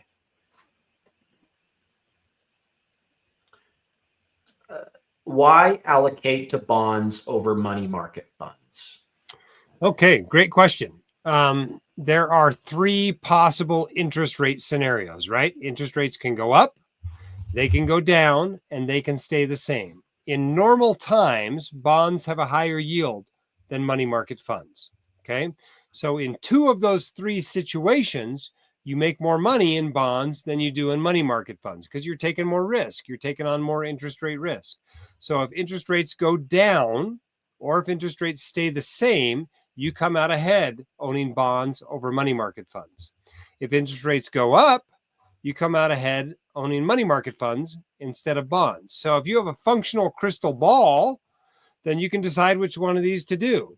Otherwise, if you're like most people, you put some money into stocks, you put some money into bonds, you put some money into cash, and you rebalance it periodically, and you get what you get. So, if you don't have a functional crystal ball, I wouldn't necessarily, try to play the interest rate game, the interest rate prediction game, which is really what you're doing here, trying to decide between bonds and money market funds. Certainly for money you need anytime soon in the next year or two, leave it in cash. Leave it in a high yield savings account or a money market fund, or if you know you need it on a specific date, you could buy a short-term CD or a bond or something. But in general, bonds of any significant length are for a little bit more long-term money. This comes in from Mark. Do you think an Army Reserve pension is worth going after if I only have 7 years left to reach it? Or do you think it'll interfere with my career and ability to put more money away as an attending? Well, this one's hard to know without the numbers. You got to run the numbers. I guess the first thing I'd ask is how much do you like being in the Army, right? Do you like doing the things that being an Army reservist is going to make you do? Maybe there's a deployment out there. One of the big reasons I got out of the military is because I didn't like being deployed, right? And they probably could have thrown a whole lot of money at me to try to get me to stay in, and I still would have gotten out because I did not like being deployed. I didn't like being away from my family and coming home and having my kids not recognize me. That was an unpleasant experience for me. And but maybe that sort of thing doesn't bother you. Maybe you love being in the Army. So sure, stick around. And I think I'd make this decision primarily based on non-financial factors. But if you want to, look at what the financial consequences would be, you've got to get the financial details, right? Figure out how much that pension is going to be worth if you quit now versus if you stay in 7 years. Figure out how much less you're going to make if you spend time in the Army in the meantime. Figure out how much you would have to put away to replace that pension, and you can kind of, you can try to quantify that by looking what a similar thing, an immediate annuity, buying a pension would cost. And you can kind of run some numbers and give yourself a sense of whether this is a good financial move or a bad financial move. But mostly, I think I'd make a decision like this primarily on the non-financial factors. This comes in from Neha Joy. My sister is a hospitalist from India on an H-1B visa. What happens to her disability insurance if she comes back to India in a few years from now on due to some disability? Will she still get paid? That's a great question. And what you would need to do is read the contract, right? She's got disability insurance, it sounds like. So she needs to go read the contract and see what it says. And if it's not very clear, I would call the company that sent the contract and give them a hypothetical. What if I went back to India and got disabled? Would this pay me? And I think the way it would probably work, but I don't know this for sure. It's hard to keep track of how this stuff works when you start involving other countries. I think it would be based on what she was making at that time. okay, which is probably less if she goes back to India. So maybe she bought a $20,000 benefit policy, but she's not making that much back in India, and maybe it pays her some smaller amount. But I don't know for sure. I think some of these don't pay if you leave the country. So you might as well dump them if you're leaving the country permanently. But it really is, you got to read the contract, right? These are complicated contracts, and you got to get into the details when you have a detailed question like this. Your insurance agent can also help you to decipher the contract if you're not sure exactly what happens in this situation. You can certainly call one of our recommended agents. Go to whitecoatinvestor.com/insurance. They will help you answer this question. They will know the answer, but I don't know the answer, and I'm guessing you don't know it either, Andrew. No. This comes in from Jasmine Beloy. Should people on PSLF that are already on forbearance be making monthly payments even though it won't count towards PSLF? No, it's not counting, right? Why are you paying money if you're on forbearance if you're not getting any credit for PSLF? I would hold off making payments. What I would do is the amount of money that you would have been paying on a monthly basis, I'd set it aside in an account so that when they do turn payments back on for you, you're ready to go and you already have some funds earmarked for your student loans. Yep. And I guess consider getting into IBR. Huh? I guess that's the big question these days. Is I get into IBR and get my payments counting again. Mm-hmm. This is from Grace Kim. Could you apply for PSLF after being on an IDR? Yes. So Grace, IDR is just the vehicle that gets you to PSLF. Income-driven repayment is, bases your payments on about 10, maybe 15% of your take-home pay. And if you're working for a non-for-profit institution for at least 30 hours per week, making a payment on an income-driven plan, you are accumulating credit towards PSLF, even if you haven't applied previously, right? But it's a great idea to fill out the employer certification form. You can find that on studentaid.gov/PSLF because that gets you enrolled in the program. Then they will know, oh, Dr. Kim is working towards the PSLF program. And if you haven't done it in previous years, know that you can get retroactive credit. All right, Andrew, we've been doing this for over an hour answering the questions. We're pushing 9 o'clock here in the mountain time zone, and it's got to be almost 11 o'clock now on Eastern. I got a shift at 6 a.m. and I'm starting to get hungry. I haven't had dinner yet. So let's take 2 more questions and we'll call it good. Those whose questions we don't get to, send them to me via email, ask them on the groups you can see on the screen there. We'll get your questions answered eventually, but we're not going to stay up all night answering them. So let's take this one and then whatever's after Zach's question. So this comes in from Zach Watson. I've been making Roth IRA contributions as a fellow, but my income is about to increase past the limit in July. What should I do with the Roth IRA contributions I've made so far this year? Oh, Zach, that was a mistake. You shouldn't have done that. Okay. I wish I'd get this message out to people. So here's what you're going to have to do. First of all, stop making direct Roth IRA contributions. Okay. So you need to be doing your Roth IRA contributions via the backdoor process. So you're going to have to recharacterize all the contributions you made so far this year to traditional IRA contributions. It's not that hard to do, but that's what you'll need to do is recharacterize them. Okay. And then, once you've made your entire contributions to the traditional IRA for the year, you want to just convert them back to the Roth IRA. So you're going to owe taxes on whatever money, those contributions you've made already, whatever gain you've had in that Roth IRA from your contributions for this year. By the time you eventually do that conversion, you're going to owe some taxes on those.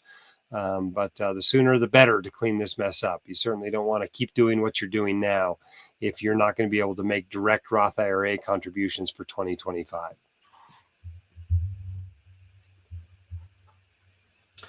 This comes in from Blake Delgadillo. Can you clarify how a private practice job may still qualify you for PSLF if that company employs 501c3 entities? It's a great question, Blake. So there are 2 states currently in the US, California and Texas, where you don't have to be directly employed, meaning paid as a W-2 by said hospital or non-for-profit, and you can still qualify. So in California and Texas, you can be part of a contractor, be it locums, be it a private practice, private group that is contracting you at a non-for-profit. Okay. And that's because there's a corporate law that has to deal with medicine in Texas and in California, where you as a physician cannot be directly employed by those institutions. Now, academic centers and federally qualified health centers kind of, are on kind of on an island of its own. But this is a really, really cool opportunity for those of you in Texas and in California. I've worked with hundreds and hundreds of docs in those states pretty recently that have gotten eligible for public service loan forgiveness. But the key thing is that the nonprofit where you actually are contracted to work at, they need to sign the employer details for you. And if you're just getting started with this process, call up medical staff. They can usually point you to the right person. Generally, it's going to be a medical officer, maybe even the CMO, that is going to sign the form for you. Okay, so it's definitely worth a shot and can really swing things, massively, now that you may not have to refinance them and just pay them off and look at something like PSLF. Yeah. Well, very well, Andrew. Thank you so much for being with us tonight to answer all these hardcore student loan questions I knew we were going to get from the residents. Thank you to all of you who have participated in this webinar. You've all been entered into the drawing. We'll let you know in the next day or two if you won one of those 5 free courses. Everybody else is 20% off, 20% off through June 7th. We'll get them to add the launch 20 code. The resident 20 code will also work. We'll just extend the period through June 7th because I don't think I fixed this slide. And we'd love to have you in the course. Like all of our online courses, it comes with 100% money back guarantee for a week, no questions asked, no risk to you, etc. Thanks for being part of the White Coat Investor community. Please, please, please tell your fellow colleagues, your attendings, your medical students about the White Coat Investor. Let's get this information out there. There's no reason that docs should continue to have their reputation as terrible investors. We can do better. Let's spread the word. Thanks for what you do on a daily basis. And thanks for what you do to boost financial literacy among your colleagues. Have a great night. We'll see you next time.